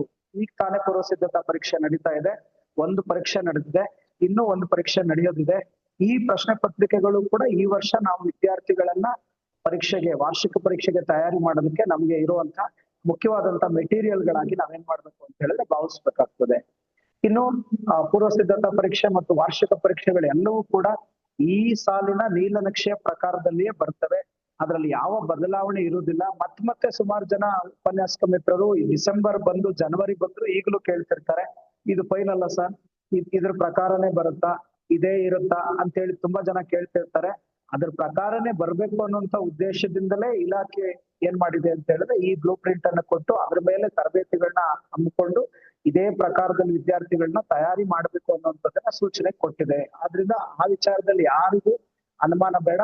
ಬ್ಲೂ ಪ್ರಿಂಟ್ ಏನ್ ಬಿಟ್ಟಿದೆ 2025-26ನೇ ಸಾಲು, ಈ ಸಾಲಿನ ಈ ಬ್ಲೂ ಪ್ರಿಂಟ್ ಪ್ರಕಾರನೇ ಮುಂದಿನ ಎಲ್ಲಾ ಪರೀಕ್ಷೆಗಳು ಕೂಡ ನಡೆಯುತ್ತೆ. ನೀಲನಕ್ಷೆಯಲ್ಲಿ ಅಂಕ ನಿಗದಿ ಏನಿದೆ ಅಲ್ಲ, ಆ ವೈಟೇಜ್ ಆಗ್ಲೇನೆ ನಾನು ಇದನ್ನ ಹೇಳಿದ್ದೀನಿ, ವೈಟೇಜ್ ವ್ಯತ್ಯಾಸ ಆಗೋದಿಲ್ಲ. ಅದೇ ಪ್ರಕಾರದಲ್ಲಿ ಪೇಪರ್ನ ಮಾಡ್ಬೇಕಾಗುತ್ತೆ. ಯಾರು ಮಾಡಿದ್ರು ಕೂಡ ವೈಟೇಜ್ ವ್ಯತ್ಯಾಸವಾಗದೇ ಇರೋ ತರದಲ್ಲಿ ಮಾಡ್ಬೇಕಾಗುತ್ತೆ. ಇದು ಬ್ಲೂ ಪ್ರಿಂಟ್ ನ ಒಂದು ಮಾದರಿ. ತಾವೆಲ್ಲರೂ ಕೂಡ ಇದನ್ನ ಗಮನಿಸಿರ್ತೀರಿ, ಕಾಣಿಸ್ತಿದೆ ಅಂತ ಅನ್ಸುತ್ತೆ ನೋಡಿ ಸ್ನೇಹಿತರೆ. 2025-26ನೇ ಸಾಲಿನ ದ್ವಿತೀಯ PUC ನೀಲನಕ್ಷೆ ಆಗ್ಲೇ ನಾವು ಮಾತಾಡಿದ್ವಿ. ಈ ನೀಲನಕ್ಷೆಯನ್ನ ಹೇಗೆ ಅರ್ಥ ಮಾಡ್ಕೋಬೇಕು ಅನ್ನೋಂಥದ್ದನ್ನ ಒಂದೆರಡು ಪಾಯಿಂಟ್ ಅನ್ನ ನಾನು ಹೇಳ್ಬಿಟ್ಟು ನಾನು ಮುಂದಕ್ಕೆ ಹೋಗ್ತೀನಿ. ತಾವೆಲ್ಲರೂ ಇಲ್ಲಿ ನೋಡ್ತಾ ಇದ್ರಿ, ಮೂರನೇ ಪದ್ಯ, ಇನ್ನು ಹುಟ್ಟದೇ ಇರಲಿ ನಾರಿಯ ಬೆನ್ನವಲು, ಇನ್ನು ಹುಟ್ಟದೇ ಇರಲಿ ನಾರಿಯ ಬೆನ್ನವಲು. ಸರ್ ಕೇಳಿಸ್ತಿದ್ಯಾ ರವೀಂದ್ರ ಸರ್? ಕೇಳಿಸ್ತಿದೆ sir. Right, thank you sir. ಮೂರನೇ ಪದ್ಯ, ಇನ್ನು ಹುಟ್ಟದೇ ಇರಲಿ ನಾರಿಯರೆನ್ನವಲು. ಈ ಪದ್ಯದಲ್ಲಿ ತಾವು ಗಮನಿಸಬೇಕು, ನಿಗದಿಗೊಳಿಸಿರುವಂತ ಅಂಕಗಳು 7 ಅಂಕಗಳಿಗೆ ವಾರ್ಷಿಕ ಪರೀಕ್ಷೆಯಲ್ಲಿ ಪ್ರಶ್ನೆಗಳನ್ನ ಕೇಳಲಾಗುತ್ತೆ. 7 ಅಂಕದ ಪ್ರಶ್ನೆಗಳು ಅಂದ್ರೆ ಎಲ್ಲಿ ಕೇಳಲಾಗುತ್ತೆ ಅನ್ನೋದನ್ನು ಕೂಡ ಬ್ಲೂ ಪ್ರಿಂಟ್ ಅಲ್ಲಿ ನಿಗದಿಗೊಳಿಸಿದೆ. ತಾವು ಗಮನಿಸಬಹುದು ನೋಡಿ. ಈ ವಿಭಾಗ 3 ಅಂಕದ ಪ್ರಶ್ನೆ. ನಮ್ಮ ಪ್ರಶ್ನೆ ಪತ್ರಿಕೆಯಲ್ಲಿ 3 ಅಂಕದ ಪ್ರಶ್ನೆ ಅಂದ್ರೆ ಸಂದರ್ಭ ಸ್ವಾರಸ್ಯದ್ದು ಒಂದು ಪ್ರಶ್ನೆ ಕೊಡಲಾಗುತ್ತೆ 3 ಅಂಕಕ್ಕೆ. ಮತ್ತೊಂದು ಪ್ರಶ್ನೆ 5-6 ವಾಕ್ಯದ ಪ್ರಶ್ನೆ 4 ಅಂಕ. ನೋಡಿ, 4 ಅಂಕದ ಒಂದು ಪ್ರಶ್ನೆ. ಇವೆರಡನ್ನ ಮಾತ್ರವೇ ವಾರ್ಷಿಕ ಪರೀಕ್ಷೆಯಲ್ಲಿ ಈ ಪದ್ಯ ಭಾಗದಿಂದ ಕೇಳಲಾಗುವುದು. ಬೇರೆ ಏನೋ ಕೇಳಕ್ ಅವಕಾಶ ಇಲ್ಲ. ಯಾಕೆ ಅವಕಾಶ ಇಲ್ಲ ಅಂದ್ರೆ ನೀಲನಕ್ಷೆಯಲ್ಲಿ ಅವಕಾಶವನ್ನು ಕೊಟ್ಟಿಲ್ಲ. ತಾವು ಗಮನಿಸಬಹುದು ನೋಡಿ, ಆ ವಿಭಾಗದಲ್ಲಿ 1 ಅಂಕ ತಿರ್ಬೇಕಾಗಿತ್ತಿಲ್ಲ ಅಲ್ಲಿ. ಆದ್ರಿಂದ 1 ಅಂಕದ ಯಾವ ಪ್ರಶ್ನೆನೂ ಬರಲ್ಲ, 2 ಅಂಕದ ಯಾವ ಪ್ರಶ್ನೆನೂ ಬರಲ್ಲ. ಸಂದರ್ಭ ಬರುತ್ತೆ, 5-6 ವಾಕ್ಯದ ಪ್ರಶ್ನೆ ಮಾತ್ರ ಬರುತ್ತೆ. ಸ್ನೇಹಿತರೆ, ಬ್ಲೂ ಪ್ರಿಂಟ್ ನಮಗೆ ಅರ್ಥ ಆಗದೆ ಇದ್ರೆ ವಿದ್ಯಾರ್ಥಿಗಳಿಗೆ ನಾವು ಏನನ್ನು ಹೇಳೋದಕ್ಕೆ ಆಗಲ್ಲ. ಆದ್ರಿಂದ ಮೊದಲು ನಾವು ಅರ್ಥ ಮಾಡ್ಕೋಬೇಕಾಗಿರೋದು ನೀಟಾಗಿ ಬ್ಲೂ ಪ್ರಿಂಟ್ ಗೊತ್ತಾದ್ರೆ ವಿದ್ಯಾರ್ಥಿಗಳಿಗೆ ಅರ್ಧದಷ್ಟು ಪರೀಕ್ಷೆಯ ಭಾರವನ್ನ, ಚಿಂತೆಯನ್ನ ನಾವು ಕಡಿಮೆ ಮಾಡೋದಕ್ಕೆ ನಮ್ಮಿಂದ ಸಾಧ್ಯವಿದೆ. ನೋಡಿ, ಹಾಗೇನೆ ಹಬ್ಬಲಿ ಅವರ ರಸಬಳ್ಳಿ ನೋಡಿ, 3 ಅಂಕದ ಪ್ರಶ್ನೆಗಳನ್ನ ಈ ಪದ್ಯ ಭಾಗದಿಂದ ವಾರ್ಷಿಕ ಪರೀಕ್ಷೆಗೆ ಕೇಳಲಾಗ್ತದೆ. ಕಾಣಿಸ್ತಿಲ್ಲ ತಮ್ಮೆಲ್ಲರಿಗೂ ಕೂಡ. ಈ 3 ಅಂಕದ ಪ್ರಶ್ನೆ ಯಾವುದು ಅಂತ ಹೇಳಿದ್ರೆ 1 ಅಂಕದಿಲ್ಲ, 2 ಅಂಕದಿಲ್ಲ, 3 ಅಂಕದ ಸಂದರ್ಭ ಸ್ವಾರಸ್ಯವನ್ನ ಮಾತ್ರ ಈ ಪದ್ಯದಿಂದ ಕೇಳಲಾಗುತ್ತೆ. 5-6 ವಾಕ್ಯದ ಪ್ರಶ್ನೆ ಕೂಡ ಇಲ್ಲ. ಹಾಗೇನೆ ಗದ್ಯ ಭಾಗವನ್ನ ತಾವೆಲ್ಲರೂ ಕೂಡ ಗಮನಿಸಿದ್ರೆ ಗೊತ್ತಾಗುತ್ತೆ. ಗದ್ಯ ಭಾಗದಲ್ಲಿ ತಾವು ನೋಡಿ, ಕನ್ನಡ ಕಟ್ಟುವ ಕೆಲಸ 3 ಅಂಕದ ಪ್ರಶ್ನೆಯನ್ನ ಕೇಳಲಾಗುತ್ತೆ. ಈ ಪಾಠದಿಂದ 3 ಅಂಕದ ಪ್ರಶ್ನೆ ಎಲ್ಲಿ ಕೇಳಲಾಗುತ್ತೆ ಅಂತ ಹೇಳಿದ್ರೆ 1 ಅಂಕದ ಒಂದು ಪ್ರಶ್ನೆಯನ್ನ ಕೇಳಲಾಗುತ್ತೆ, ಮತ್ತೊಂದು 2 ಅಂಕದ ಮತ್ತೊಂದು ಪ್ರಶ್ನೆಯನ್ನ ಕೇಳಲಾಗುತ್ತೆ. ಇವೆರಡೇ ಕೇಳುವ ಅವಕಾಶ. ಸಂದರ್ಭ ಸ್ವಾರಸ್ಯ ಬರೆಯಿರಿ ಕೇಳೋಕೆ ಅವಕಾಶ ಇಲ್ಲ, 5-6 ವಾಕ್ಯದ ಪ್ರಶ್ನೆಯನ್ನ ಕೇಳುವುದಕ್ಕೆ ಅವಕಾಶ ಇಲ್ಲ. ನೋಡಿ, ಹೀಗೆ ಇದು ಬ್ಲೂ ಪ್ರಿಂಟ್, ಈ ವರ್ಷದ ಬ್ಲೂ ಪ್ರಿಂಟ್ ಇರುವಂತದ್ದು. ಯಾವುದನ್ನ ಯಾವ ಪಾಠದಲ್ಲಿ ಹೇಗೆ ಕೇಳಲಾಗುತ್ತೆ ಅನ್ನುವಂಥದ್ದನ್ನ ಸ್ಪಷ್ಟವಾಗಿ ವಿದ್ಯಾರ್ಥಿಗಳಿಗೆ ನಾವೆಲ್ಲರೂ ಕೂಡ ತಿಳಿಸ್ಬೇಕಾಗತ್ತೆ. ಕೃಷ್ಣೇಗೌಡ ನಾನು ಇಲ್ಲಿ ಈ ತರದ ವಿಭಾಗ ಮಾಡೋದಕ್ಕಾಗೋದಿಲ್ಲ. ಎಲ್ಲಾನು ಕೇಳ್ತಾರೆ ಗೊತ್ತು ನಮ್ಗೆ. 5-6 ವಾಕ್ಯನೂ ಇದೆ, ಸಂದರ್ಭನೂ ಇದೆ, 2-3 ವಾಕ್ಯದ್ದು ಇದೆ, 1 ವಾಕ್ಯದ ಪ್ರಶ್ನೆಗಳನ್ನು ಕೂಡ ಕೃಷ್ಣೇಗೌಡನ ಆನೆ ಈ ಪಾಠದಿಂದ ಕೇಳಲಾಗುತ್ತದೆ. ಇದು ಬ್ಲೂ ಪ್ರಿಂಟ್ ನ ಒಂದು ಮಾದರಿ, ಒಂದು ಮಾಡೆಲ್ ಈ ತರದಲ್ಲಿದೆ. ನೋಡಿ, ಮತ್ತೆ ನಾನು ಹಿಂದಕ್ಕೆ ಬರ್ತಾ ಇದ್ದೀನಿ. 4ನೇ ಪದ್ಯವನ್ನು ಗಮನಿಸಿ. ಪಗೆಯಂ ಬಾಲಕನೆಂಬರೆ ಪದ್ಯ 4 ಅಂಕದ ಪ್ರಶ್ನೆ ಈ ಪದ್ಯದೊಳಗಡೆ ಬರ್ತದೆ. 4 ಅಂಕದ ಪ್ರಶ್ನೆ. 4 ಅಂಕದ ಪ್ರಶ್ನೆ ಅಂದ್ರೆ 5-6 ವಾಕ್ಯದ ಕೊಡ್ತಾರ ಸರ್ ಅಂತ ಕೇಳಬಾರ್ದು. ನೋಡಿ, ಇಲ್ಲಿ 5-6 ವಾಕ್ಯದ ಪ್ರಶ್ನೆ ಕೊಡುವ ಅವಕಾಶ ಇಲ್ಲ. ಇಲ್ಲಿ ವೈಟೇಜ್ ಫಿಕ್ಸ್ ಮಾಡಿಲ್ಲ. 4 ಅಂಕದ ಪ್ರಶ್ನೆಯನ್ನ 5-6 ವಾಕ್ಯದ ತಗೊಳ್ಳಿ ಅಂತ ಇಲ್ಲಿ ಹೇಳಿಲ್ಲ. ಮತ್ತೆ ಏನ್ ಕೊಡ್ತಾರೆ ಇಲ್ಲಿ ಅಂತ ಹೇಳಿದ್ರೆ MCQ ನೋಡಿ, 01+01 ಅಂತಿದೆ. ಒಂದು MCQ ಪ್ರಶ್ನೆ ಬರುತ್ತೆ, ಒಂದು ಹೊಂದಿಸಿ ಬರೆಯಿರಿ ಪ್ರಶ್ನೆ ಬರುತ್ತೆ. ಒಂದು MCQ ಪ್ರಶ್ನೆ ಬರುತ್ತೆ, ಒಂದು ಹೊಂದಿಸಿ ಬರೆಯಿರಿ ಬರುತ್ತೆ, ಮತ್ತೊಂದು 2 ಅಂಕದ ಒಂದು ಪ್ರಶ್ನೆ ಬರುತ್ತೆ. ಜಾಲಿಯ ಮರದಂತೆ ಗಮನಿಸಿ, 2 ಅಂಕದ ಪ್ರಶ್ನೆಯನ್ನ ಕೇಳಲಾಗುತ್ತೆ ಜಾಲಿಯ ಮರದಂತೆ ಪದ್ಯದಿಂದ. ಇಲ್ಲೂ ಸೇಮ್ ಹಾಗೇನೆ 1 ಅಂಕದ ಒಂದು ಪ್ರಶ್ನೆ MCQ ಬರುತ್ತೆ, ಮತ್ತೊಂದು ಪ್ರಶ್ನೆ ಹೊಂದಿಸಿ ಬರೆಯಿರಿ ಬರುತ್ತೆ. ಹೀಗೆ ಪ್ರತಿ ಪದ್ಯ ಪ್ರತಿ ಗದ್ಯದಲ್ಲಿ ಪದ್ಯದಲ್ಲಿ ಯಾವ ಭಾಗದಿಂದ ಯಾವ ಪ್ರಶ್ನೆಗಳನ್ನ ಕೇಳಲಾಗುತ್ತೆ ಅಂತ ನಿಗದಿ ಮಾಡಲಾಗಿದ್ದೋ ಅದಷ್ಟನ್ನ ವಿದ್ಯಾರ್ಥಿಗಳಿಗೆ ಓದ್ಕೊಳ್ಳಿ ಅಂತ ಹೇಳಿದ್ರೆ ಸಾಕಾಗುತ್ತೆ. ಕಳೆದ ವರ್ಷದವರೆಗೆ ಏನಾಗಿತ್ತು ಅಂತ ಹೇಳಿದ್ರೆ ವಿದ್ಯಾರ್ಥಿಗಳು ಎಲ್ಲಾ ಪಾಠದ ಎಲ್ಲಾ ಪ್ರಶ್ನೆ ಮತ್ತು ಉತ್ತರಗಳನ್ನೆಲ್ಲ ಓದ್ಬೇಕಾಗಿತ್ತು. ಈ ವರ್ಷ ಇಲಾಖೆ ಕೊಟ್ಟಿರುವಂತಹ ಈ ನೀಲನಕ್ಷೆಯ ಪ್ರಕಾರ ವಿದ್ಯಾರ್ಥಿಗಳು ಕೊಟ್ಟಿರುವಂತಹ ಯಾವ ಭಾಗಗಳಲ್ಲಿ ಏನನ್ನ ಓದ್ಬೇಕು ಅನ್ನೋಂಥದ್ದು ತಿಳ್ಕೊಂಡ್ರೆ ಅಷ್ಟು ಮಾತ್ರ ಸಾಕಾಗ್ತದೆ. ನಾವು ವಿದ್ಯಾರ್ಥಿಗಳಿಗೆ ಇದು ಗೊತ್ತಾಗೋದಿಲ್ಲ. ಬ್ಲೂ ಪ್ರಿಂಟ್ ಅವ್ರಿಗೆ ಹೊಸದು, ಅವ್ರಿಗೆ ಗೊಂದಲ ಆಗುತ್ತೆ. ಕೇವಲ ಜೆರಾಕ್ಸ್ ಮಾಡಿ ಕೊಡೋದಷ್ಟೇ ಅಲ್ಲ, ಕೊಟ್ಟು ಅದನ್ನ ಏನ್ ಮಾಡ್ಬೇಕು ಅಂತ ಹೇಳಿದ್ರೆ ವಿದ್ಯಾರ್ಥಿಗಳಿಗೆ ಮನದಟ್ಟು ಮಾಡ್ಬೇಕಾಗಿರುವಂತ ಮುಖ್ಯವಾದಂತ ಜವಾಬ್ದಾರಿ ನಮ್ಮೆಲ್ಲರ ಮೇಲೂ ಕೂಡ ಇದೆ. ನೋಡಿ, ಇದೇ ಬ್ಲೂ ಪ್ರಿಂಟ್ ಸಂಬಂಧಪಟ್ಟಂತೆ ಒಂದಷ್ಟು ವಿಚಾರಗಳನ್ನ ನಾನು ನಿಮ್ ಜೊತೆಗೆ ಮುಂದುವರಿಸೋದಾಗಿದ್ರೆ, ಬಹು ಆಯ್ಕೆ ಪ್ರಶ್ನೆಗಳು ಅಂತ ನಾವ್ ಯಾವ್ದನ್ನ ಕರಿತೀವಿ, MCQ ಪ್ರಶ್ನೆಗಳನ್ನ ಯಾವ್ದನ್ನ ಕರಿತೀವಿ, ನೀಲನಕ್ಷೆಯಲ್ಲಿ 1 ಅಂಕ ಅಂತ ನಿಗದಿಪಡಿಸಿರುವ ಯಾವುದೇ ಪದ್ಯದಿಂದ MCQ ಪ್ರಶ್ನೆಗಳನ್ನ ಕೇಳಬಹುದು ಅಥವಾ ಹೊಂದಿಸಿ ಬರೆಯಿರಿ ಪ್ರಶ್ನೆಗಳನ್ನ ಕೇಳಬಹುದು. ಸ್ನೇಹಿತರೆ, ಇದನ್ನ ಫಿಕ್ಸ್ ಮಾಡಿಲ್ಲ, ಕನ್ಫ್ಯೂಸ್ ಮಾಡ್ಕೋಬೇಡಿ. ವಿದ್ಯಾರ್ಥಿಗಳಿಗೆ ಹೇಳ್ಬೇಕಾದಾಗ್ಲೂ ಕೂಡ ಇದನ್ನ ಸ್ಪಷ್ಟವಾಗಿ ಹೇಳಿ. ಇಡೀ ಬ್ಲೂ ಪ್ರಿಂಟ್ ಅಲ್ಲಿ 1 ಅಂಕ ಅಂತ ಯಾವ್ಯಾವ ಪದ್ಯ ಮತ್ತು ಗದ್ಯಗಳಿಗೆ ನಿಗದಿ ಮಾಡಲಾಗಿದೆಯೋ ಆ ಪದ್ಯ ಮತ್ತು ಪದ್ಯದಿಂದ ಆದ್ರೆ MCQ ಕೇಳ್ತಾರೆ ಅಥವಾ ಹೊಂದಿಸಿ ಬರೆಯಿರಿ ಕೇಳ್ತಾರೆ. ಗದ್ಯದಿಂದ ಆದ್ರೆ 1 ಅಂಕದ ಪ್ರಶ್ನೆಯನ್ನ ಕೇಳ್ತಾರೆ, MCQ ನಲ್ಲಿ ಕೇಳ್ತಾರೆ ಅಥವಾ ಬಿಟ್ಟ ಸ್ಥಳ ಕೇಳ್ತಾರೆ. ಇವೆರಡನ್ನ ಕೇಳುವಂತಹ ಎಲ್ಲಾ ಸಾಧ್ಯತೆಗಳು ಅಂತ ಹೀಗೆ ಕೇಳ್ಬೇಕು. ನೋಡಿ, ಮೇಲ್ಗಡೆ ನಾನು ಮತ್ತೊಂದ್ಸರಿ ಬರ್ತಾ ಇದ್ದೀನಿ, ಇನ್ನೊಂದ್ಸರಿ ಗಮನಿಸಿ ತಾವು. ನೋಡಿ, ಇಲ್ಲಿ ಉದಾಹರಣೆಗೆ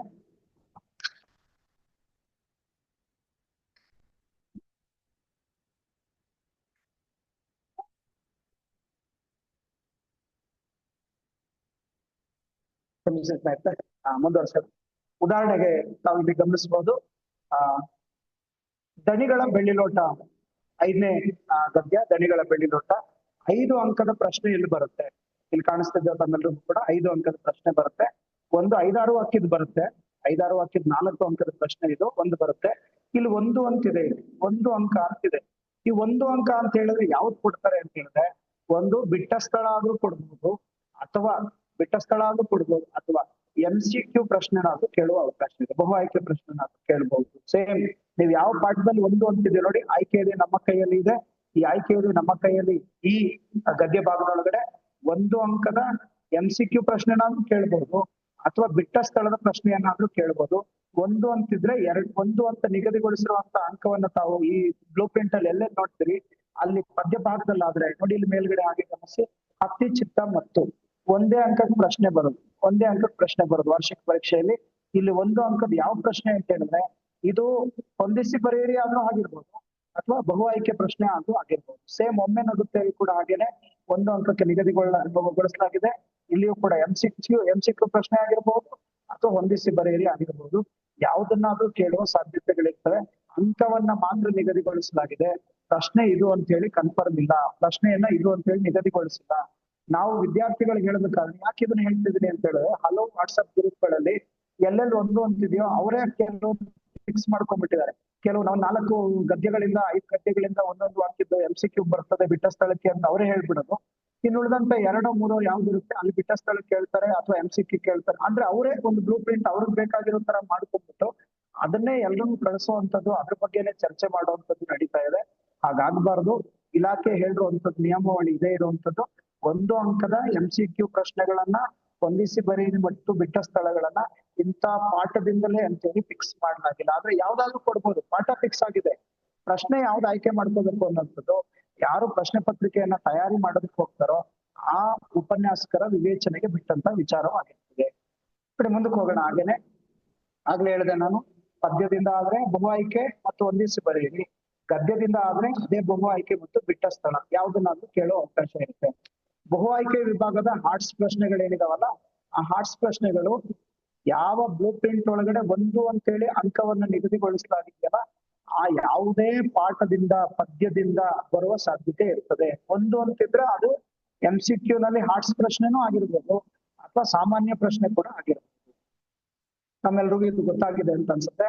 ಗದ್ಯ ಭಾಗದಲ್ಲಿ ಯಾವ ಪಾಠದೊಳಗಡೆ 1 ಅಂತ ಅಂಕವನ್ನು ನಿಗದಿಗೊಳಿಸಲಾಗಿದೆಯೋ ಆ ಗದ್ಯದಿಂದ MCQ ಪ್ರಶ್ನೆ, ಸಾಮಾನ್ಯ ಪ್ರಶ್ನೆ ಆದ್ರೂ ಬರ್ಬೋದು ಅಥವಾ ಹಾರ್ಟ್ಸ್ ಪ್ರಶ್ನೆ ಆದ್ರೂ ಬರ್ಬೋದು.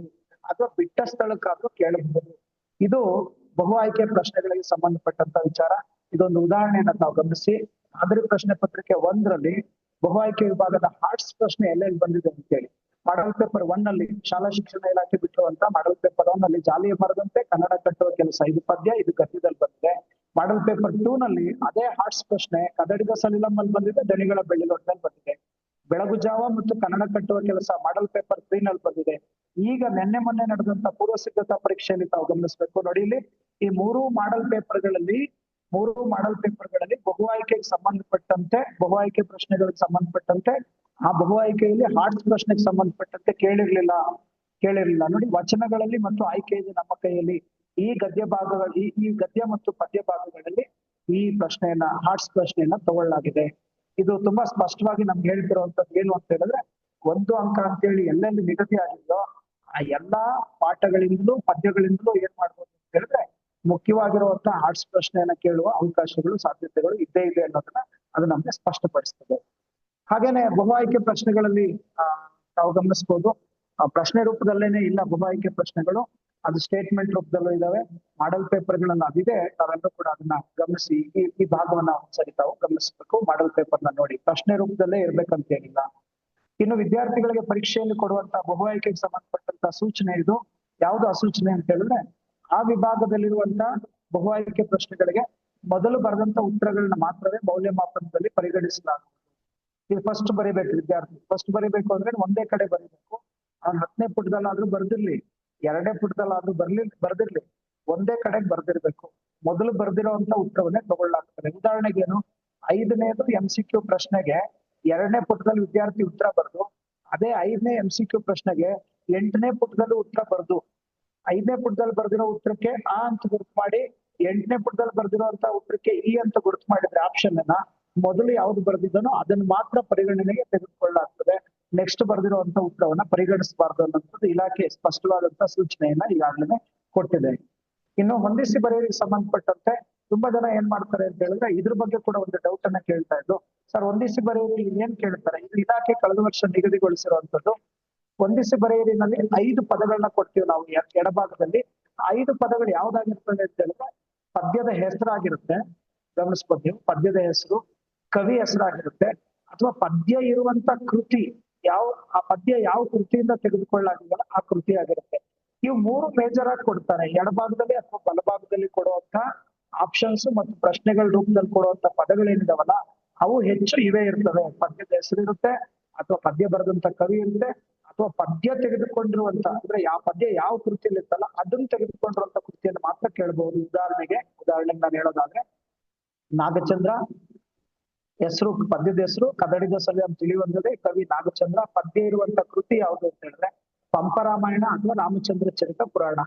ಇದನ್ನ ಬಿಟ್ಟು ಆ ಕವಿಗೆ ಸಂಬಂಧಪಟ್ಟಂತ ಬೇರೆ ಮಾಹಿತಿಗಳನ್ನ ಇಲ್ಲಿ ಕೇಳುವ ಅವಕಾಶ ಇರಲ್ಲ. ಬೇರೆ ಯಾವ ಮಾಹಿತಿ ಕೇಳಬಹುದು ಅಂತ ಹೇಳಿದ್ರೆ, 3ನೇ ಪಾಯಿಂಟ್ ಅಲ್ಲಿ ಗಮನಿಸಿ, ಅದು ಯಾವ ಪ್ರಕಾರದ್ದು ಅಂತ ಕೇಳ್ಬೋದು. ಚಂಪು ಕೇಳ್ಬೋದು. ಅದು ಬಿಟ್ಟು ಮಲ್ಲಿನಾಥ ಪುರಾಣ ಕೊಡುವ ಅವಕಾಶ ಇಲ್ಲ. ನಾಗಚಂದ್ರನ ಕಾಲ ಕೊಡೋ ಅವಕಾಶ ಇಲ್ಲ. ನಾಗಚಂದ್ರನ ಬಿರುದುಗಳನ್ನ ಕೊಡುವಂತ ಅವಕಾಶ ಇಲ್ಲ. ಇವುಗಳನ್ನೇ ಕೇಳಬೇಕು. ಸುಮ್ನೆ ನಾವು ಒಂದು ಅಂದಾಜು ಮಾಡೋಣ. ಹಂಗೇನಾದ್ರು ಕೇಳೋದಾಗಿದ್ರೆ 15 ಪದ್ಯಗಳ, 15 ಕವಿಗಳ, 15 ಪದ್ಯಗಳು, 15 ಕವಿಗಳ ಅಷ್ಟು ಜನದ ಒಂದು ಸುಮಾರು 150 ಪದಗಳು ಆಗ್ಬಿಡ್ತವೆ. ಅಷ್ಟನ್ನ ಕೇಳುವಂತ ಅವಕಾಶ ಆಗೋದಿಲ್ಲ. ಆದ್ರಿಂದಲೇ ಇದನ್ನ ಇಲಾಖೆ ಏನ್ ಮಾಡಿದೆ ಅಂತ ಹೇಳಿದ್ರೆ, ವಿದ್ಯಾರ್ಥಿಗಳಿಗೆ ಹೊರೆ ಆಗಬಾರ್ದು ಅನ್ನೋಂತ ಉದ್ದೇಶದಿಂದ ಇದನ್ನ ನಿಗದಿಗೊಳಿಸಲಾಗಿದೆ. ಸರ್, ಕೇಳಿಸ್ತಿದ್ಯಾ ಸರ್? ಮತ್ತೊಂದ್ಸರಿ ದಯಮಾಡಿ ಹೇಳಿ ಸರ್. ಕ್ಲಿಯರ್ ಆಗಿ ಕೇಳಿಸ್ತಾ ಇದೆ ಸರ್. ನನಗೆ ಮಧ್ಯೆ ಕಾಲ್ ಬರ್ತಿದೆ, ಆ ಕಾರಣಕ್ಕೆ ಕಟ್ಟಿಗಿಟ್ಟು ಆಗುತ್ತೆ ಅಂತ ಭಯ ಆಯ್ತು. ಆಗ್ಲಿ ಸರ್. ಇದೊಂದನ್ನ ನಾವು ಗಮನಿಸ್ಬೇಕು. ಇದು ಫಸ್ಟ್ ಪಾಯಿಂಟ್. ಪದ್ಯದ ಹೆಸರು, ಕವಿ, ಪದ್ಯ ಇರುವ ಕೃತಿ. 2ನೇದು ವಚನಕಾರರು ಮತ್ತು ಕೀರ್ತನಕಾರರ ಸಂದರ್ಭದಲ್ಲಿ ವಚನಕ್ಕೆ ಹೆಸರಿರಲ್ಲ, ವಚನ ಅಂತ ಇರುತ್ತೆ. ಕೀರ್ತನಕಾರರು ಬರೆದಿರುವಂತ ಕೀರ್ತನೆಗೆ ಹೆಸರಿರುತ್ತೆ, ಆ ಹೆಸರನ್ನ ಕೇಳಬಹುದು. ಅದು ಪದ್ಯದ ಹೆಸರು ಬರುತ್ತೆ. ಕೀರ್ತನಕಾರರ ಅಂಕಿತಗಳನ್ನ ಕೇಳುವಂತ ಅವಕಾಶ ಇರುತ್ತೆ. ಪುರಂದರ ವಿಠಲ ಗೊತ್ತು ನಮ್ಗೆ, ಪುರಂದರದಾಸರು, ಜಾಲಿಯ ಮರದಂತೆ ಗೊತ್ತು, ಈ ತರ ಕೇಳಬಹುದು. ಇದು ಬಿಟ್ಟು ಇನ್ನೇನು ಕೇಳಕ್ ಅವಕಾಶ ಇಲ್ಲ. ಇನ್ನು 1ರಿಂದ 6ನೇ ಪದ್ಯದವರೆಗೆ ಸೆಕೆಂಡ್ ಇಯರ್ PUC ನಲ್ಲಿ ನಾಗಚಂದ್ರನ ಕೃತಿ ಚಂಪು, ವಚನ ಷಟ್ಪದಿ ಕುಮಾರವ್ಯಾಸ, ಶತಕ ಪುಲಿಗೆರೆ ಸೋಮನಾಥ, ಕೀರ್ತನೆ ಪುರಂದರದಾಸರು, ಜನಪದ, ತ್ರಿಪದಿ ಈ ಪ್ರಕಾರಗಳನ್ನ ಕೇಳುವುದಕ್ಕೆ ಸಾಧ್ಯ ಇದೆ, ಕೇಳಬಹುದು, ಇದನ್ನ ಕೇಳಬಹುದು. ಇದು ಬಿಟ್ಟು ಬೇರೆ ಎಲ್ಲ ಕೇಳೋದಕ್ಕೆ ಅವಕಾಶ ಇಲ್ಲ. ಮತ್ತೆ ನಾನು ಹೇಳ್ತಾ ಇದ್ದೀನಿ, ಕುಮಾರದಾಸರ ಬಿರುದುಗಳು, ಅವನ ಕಾಲ, ಅವನು ಹುಟ್ಟಿದ ಸ್ಥಳ, ಅವನೂರು, ಅವನ ತಂದೆ ತಾಯಿ, ಇಂಥವೆಲ್ಲ ಕೇಳ್ಬಾರ್ದು. ಹೊಂದಿಸಿ ಬರೆಯಿರಿ ಇವನ್ನೆಲ್ಲ ಕೇಳಬಾರ್ದು. ಇವನ್ ಕೇಳಿದ್ ನಾನು ಹೇಳ್ತಾನ 150 ಅಲ್ಲ 300-350 ಮಾಡ್ಬೋದು ಬೇಕಿದ್ರೆ. ಇಷ್ಟರೊಳಗಡೆನೆ ಹೊಂದಿಸಿ ಬರೆಯಿರಿ ಪ್ರಶ್ನೆಗಳು ಬರ್ತವೆ ಅನ್ನೋಂಥದ್ದನ್ನ ವಿದ್ಯಾರ್ಥಿಗಳಿಗೆ ನಾವೇನ್ ಮಾಡ್ಬೇಕು ಅಂತ ಹೇಳಿದ್ರೆ ತಿಳಿಸ್ಬೇಕು. ಮತ್ತು ಇವುಗಳನ್ನ ಪಟ್ಟಿ ಮಾಡಿಸ್ಬೇಕು, ವಿದ್ಯಾರ್ಥಿಗಳ ಹತ್ರ ಪಟ್ಟಿ ಮಾಡಿಸಿ ನೀಟಾಗಿ ಅವರು ಓದ್ಕೊಳ್ಳೋದಕ್ಕೆ ಅವಕಾಶ ಮಾಡಿಕೊಡ್ಬೇಕು. ಪದ್ಯದ ಹೆಸರು, ಕವಿ ಕೃತಿ ಯಾವುದು, ಅಂಕಿತ ಯಾವುದು, ಪ್ರಕಾರ ಯಾವುದು ಅನ್ನೋಂಥದ್ದನ್ನ ಒಂದು ಪಟ್ಟಿ ಮಾಡ್ಕೊಂಡ್ಬಿಟ್ರೆ ವಿದ್ಯಾರ್ಥಿ ಸುಲಭವಾಗಿ ಏನ್ ಮಾಡ್ಬೇಕು ಅಂತ ಹೇಳಿದ್ರೆ ಓದ್ಕೊಳ್ಳೋಕೆ ಸಾಧ್ಯವಾಗ್ತದೆ. ಇನ್ನು ನೀಲನಕ್ಷೆಯ ಕೆಲವು ವಿಚಾರಗಳು ಪ್ರತ್ಯೇಕವಾಗಿ ನಮ್ಗೆ ತಿಳಿಸೋದಾದ್ರೆ, ಆಗ್ಲೇ ನಾನು ನಿಮ್ಗೆ ಇದನ್ನ ಹೇಳಿದೆ, ಬ್ಲೂ ಪ್ರಿಂಟ್ ಅಲ್ಲಿ ನೀಲನಕ್ಷೆಯಲ್ಲಿ ಪಗೆಯಂ ಬಾಲಕನೆಂಬರೆ ಮತ್ತು ಜಾಲಿ ಮರದಂತೆ ಇವೆರಡಕ್ಕೂ 1+1 ಅಂತಿದೆ. ಆಗ್ಲೇ ಹೇಳಿದ್ನಲ್ಲ, 1+1 ಅಂತ ಹೇಳಿದ್ರೆ ಒಂದು MCQ ಆದ್ರೂ ಬರುತ್ತೆ, ಒಂದು ಹೊಂದಿಸಿ ಬರೆಯಿರಿ ಆದ್ರೂ ಬರುತ್ತೆ. ಈ ಎರಡು ಪದ್ಯಗಳಿಂದ ಕಡ್ಡಾಯವಾಗಿ ಇವೆರಡು ಬರುತ್ತೆ ಅನ್ನೋದನ್ನ ಆಲ್ರೆಡಿ ಬ್ಲೂ ಪ್ರಿಂಟ್ ಹೇಳ್ಬಿಟ್ಟಿದೆ. ಈ ಎರಡು ಪದ್ಯಗಳಲ್ಲಿ MCQನು ಬರುತ್ತೆ, ಒಂದು ಹೊಂದಿಸಿ ಬರೆಯಿರಿ ಕೂಡ ಬರುತ್ತೆ ಅನ್ನೋದನ್ನ ಕ್ಲಿಯರ್ ಕಟ್ ಆಗಿ ಅಲ್ಲಿ ಹೇಳಿದೆ. ವಿದ್ಯಾರ್ಥಿಗಳಿಗೆ ಇದನ್ನ ನಾವು ಮೊದಲೇ ನೀಟಾಗಿ ಹೇಳ್ಬೇಕು, ಈ ಎರಡು ಪದ್ಯಗಳಲ್ಲಿ ನೋಡಪ್ಪ ಇಂಥದ್ದು ಎರಡು ಬಂದೇ ಬರ್ತವೆ ಅಂತ ಹೇಳ್ಬೇಕು. ಬಹುಯಾಕೆ ಪ್ರಶ್ನೆಗಳು ಹೊಂದಿಸಿ ಬರೆಯಿರಿ ಎಲ್ಲಿ ಬರಲ್ಲ, ಇಷ್ಟೊತ್ತು ಹೇಳಿದೀನಿ ನಾನು. ಇದನ್ನ ಕನ್ಸಾಲ್ಟೇಟ್ ಮಾಡಿ ಒಂದ್ ಕಡೆ ಸೇರಿಸಿ ಹಿಂಗ್ ಹೇಳೋದಕ್ಕೆ ಅವಕಾಶ ಆಗುತ್ತೆ. ಈ ಪದ್ಯಗಳಿಂದ 1 ಅಂಕದ ಪ್ರಶ್ನೆ ಬರಲ್ಲ. ಇನ್ನು ಹುಟ್ಟದೇ ಇರಲಿ ನಾರಿಯರೆನ್ನುವುದು, ಅಬ್ಬಲಿ ಅವರ ರಸಬಳ್ಳಿ, ಮುಂಬೈ ಜಾತಕ, ಒಂದು ಹೂ ಹೆಚ್ಚಿಗೆ ಇಡುತ್ತೀನಿ. ಇಷ್ಟು ಪದ್ಯಗಳಲ್ಲಿ ಬಹು ಆಯ್ಕೆ ಪ್ರಶ್ನೆಗಳು ಬರಲ್ಲ. ಹೊಂದಿಸಿ ಬರೆಯುವುದು ಕೂಡ ಏನಾಗಲ್ಲ ಅಂತ ಹೇಳಿದ್ರೆ ಬರುವುದಕ್ಕೆ ಸಾಧ್ಯ ಇಲ್ಲ. ನೀಲನಕ್ಷೆ ಪ್ರಕಾರ ಕೇಳುವುದಕ್ಕೆ ಅವಕಾಶವನ್ನ ಕೊಡ್ಲಾಗಿಲ್ಲ. ಇನ್ನು ಕೆಲವು ನೋಡಿ, ಹಾಗೇನೆ ಹಬ್ಬಲಿ ರಸಬಳ್ಳಿ ಪದ್ಯ 3 ಅಂಕಕ್ಕೆ ಪ್ರಶ್ನೆ ಕೇಳಬೇಕು ಅಂತಿದೆ. ಆಗ್ಲೇ ಹೇಳಿದ್ನಲ್ಲ, 3 ಅಂಕಕ್ಕೆ ಏನ್ ಕೇಳ್ಬೇಕು, ಸಂದರ್ಭ ಸ್ವಾರಸ್ಯ ಕೇಳ್ಬೋದು ಅಷ್ಟೇ. ಅದು ಬಿಟ್ಟು ಬಹು ಆಯ್ಕೆ ಕೇಳೋಂಗಿಲ್ಲ, ಹೊಂದಿಸಿ ಬರೆಯಿರಿ 2-3 ವಾಕ್ಯ, 5-6 ವಾಕ್ಯ ಇದು ಯಾವ್ದು ಕೇಳೋ ಹಾಗಿಲ್ಲ. ಕಳೆದ ವರ್ಷ ಏನಾಗಿತ್ತು ಅಂತ ಹೇಳಿದ್ರೆ 3 ಅಂಕ ಅಂತಿತ್ತು ಇದೇ ಹಬ್ಬಲಿ ರಸಬಳ್ಳಿಗೆ. ಒಬ್ಬ ಉಪನ್ಯಾಸಕ ಹೋದಂತವ್ರು ಪರೀಕ್ಷೆ ಪ್ರಶ್ನೆ ಪತ್ರಿಕೆ ತಯಾರು ಮಾಡೋದಕ್ಕೆ ಒಬ್ಬ ಮೇಷ್ಟು ಹೊಂದಿಸಿ ಬರೆಯಿರಿ 1 ಕೊಟ್ಟು 2-3 ವಾಕ್ಯದ ಇನ್ನೊಂದು ಪ್ರಶ್ನೆಯನ್ನು ಕೊಟ್ಟಿದ್ರೆ 3 ಅಂಕ ಆಗ್ತಿತ್ತು. ಮತ್ತೊಬ್ಬ ಮೇಷ್ಟು ಹೋದಾಗ ಏನ್ ಮಾಡ್ತಿತ್ತು ಅಂದ್ರೆ MCQ 1 ಪ್ರಶ್ನೆ ಕೊಟ್ಟು 2-3 ವಾಕ್ಯದ 1 ಪ್ರಶ್ನೆ ಕೊಟ್ಟಿದ್ರು 3 ಅಂಕ ಆಗ್ತಿತ್ತು. ಆದ್ರೆ ಈ ವರ್ಷ ಈ ಬದಲಾವಣೆಗಳನ್ನ ಮಾಡಿಕೊಳ್ಳುವುದಕ್ಕೆ ಅವಕಾಶ ಇಲ್ಲ. ಯಾಕೆ ಅವಕಾಶ ಇಲ್ಲ ಅಂತ ಹೇಳಿದ್ರೆ ನೀಲನಕ್ಷೆಯನ್ನು ಕೊಡ್ಲಾಗಿಲ್ಲ. 3 ಅಂಕಕ್ಕೆ ಏನ್ ತಗೋಬೇಕು ಅನ್ನೋದನ್ನ ನೀಲನಕ್ಷೆ ಹೇಳಿದೆ. ಸಂದರ್ಭ ಸ್ವಾರಸ್ಯ ಬರೆಯಿರಿ ಪ್ರಶ್ನೆಗಳನ್ನ ಮಾತ್ರ ಏನ್ ಮಾಡ್ಬೇಕು ಅಂತ ಹೇಳಿದ್ರೆ ತಗೋಬೇಕಾಗುತ್ತೆ. ನೆಕ್ಸ್ಟ್ ಮುಂಬೈ ಜಾತಕ ಹಾಗೆ ನೋಡಿ 4 ಅಂಕದ ಪ್ರಶ್ನೆಯನ್ನು ಮಾತ್ರ ಕೇಳಬೇಕು. ಇಲ್ಲಿ ನೋಡಿ 5-6 ವಾಕ್ಯಗಳಲ್ಲಿ ಉತ್ತರಿಸಿ ಪ್ರಶ್ನೆಗಳನ್ನ ಅಷ್ಟೇ ಏನ್ ಮಾಡ್ಬೇಕು ಅಂತ ಹೇಳಿದ್ರೆ ಇಲ್ಲಿ ಕೇಳಬೇಕು. ಇವ್ ಯಾವ್ದು ಕೇಳೋದಿಲ್ಲ, ಬಹು ಆಯ್ಕೆ ಇಲ್ಲ, ಹೊಂದಿಸಿ ಬರೆಯಿರಿ 2-3 ವಾಕ್ಯ, ಸಂದರ್ಭ ಸ್ವಾರಸ್ಯ ಇವ್ಯಾವುದನ್ನು ಕೂಡ ಕೇಳುವಂತ ಅವಕಾಶವನ್ನ ನೀಲನಕ್ಷೆ ಕೊಟ್ಟಿಲ್ಲ.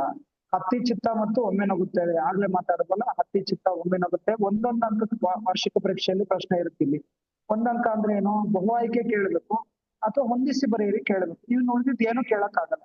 2-3 ವಾಕ್ಯ, ಸಂದರ್ಭ 5-6 ವಾಕ್ಯ ಯಾವುದನ್ನು ಕೇಳುವಂತ ಅವಕಾಶ ಇಲ್ಲ. ವಾಲ್ಪರೆ ಅಭಿವೃದ್ಧಿ ತಂದ ದುರಂತ ಕೂಡ ಹಾಗೇನೆ ಬಹು ಆಯ್ಕೆ ಪ್ರಶ್ನೆಗಳನ್ನ ಕೇಳೋ ಅವಕಾಶ ಇರುತ್ತೆ, 2-3 ವಾಕ್ಯ ಕೇಳೋ ಅವಕಾಶ ಇಲ್ಲ. 2-3 ವಾಕ್ಯಗಳಲ್ಲಿ ಉತ್ತರಿಸಿ ಪ್ರಶ್ನೆಗಳನ್ನ ಕೇಳೋ ಅವಕಾಶ ಇಲ್ಲ. ಸಂದರ್ಭ ಸ್ವಾರಸ್ಯ ಬರೆಯಿರಿ ಪ್ರಶ್ನೆಗಳನ್ನ ಕೇಳೋ ಅವಕಾಶ ಇಲ್ಲ. 5-6 ವಾಕ್ಯಗಳಲ್ಲಿ ಉತ್ತರಿಸಿಯನ್ನ ಮಾತ್ರ ಏನ್ ಮಾಡ್ಬೋದು ಅಂತ ಹೇಳಿದ್ರೆ ಕೇಳುವ ಅವಕಾಶ ಇರ್ತದೆ. ಇನ್ನೊಂದ್ಸರಿ ನಾವು ಇದನ್ನ ನೀವು ಬ್ಲೂ ಪ್ರಿಂಟ್ ನೋಡ್ಕೊಂಡು ನಿಮ್ಮ ಹತ್ರ ಇರುವಂತ ಬ್ಲೂ ಪ್ರಿಂಟ್ ನೋಡ್ಕೊಂಡು ವಿದ್ಯಾರ್ಥಿಗಳಿಗೆ ಏನ್ ಮಾಡ್ಬೇಕು ಅಂತ ಹೇಳಿದ್ರೆ ಯಾವ ಪಾಠದಿಂದ ಯಾವ ಬಗೆಯ ಪ್ರಶ್ನೆಗಳನ್ನ ಕೇಳ್ತಾರೆ ಅನ್ನೋದನ್ನ ಸ್ಪಷ್ಟಪಡಿಸಿದ್ರೆ ವಿದ್ಯಾರ್ಥಿಗಳು ಓದ್ಕೊಳ್ಳೋದಕ್ಕೆ ಅವ್ರಿಗೆ ತುಂಬಾ ಸಹಾಯಕವಾಗ್ತದೆ.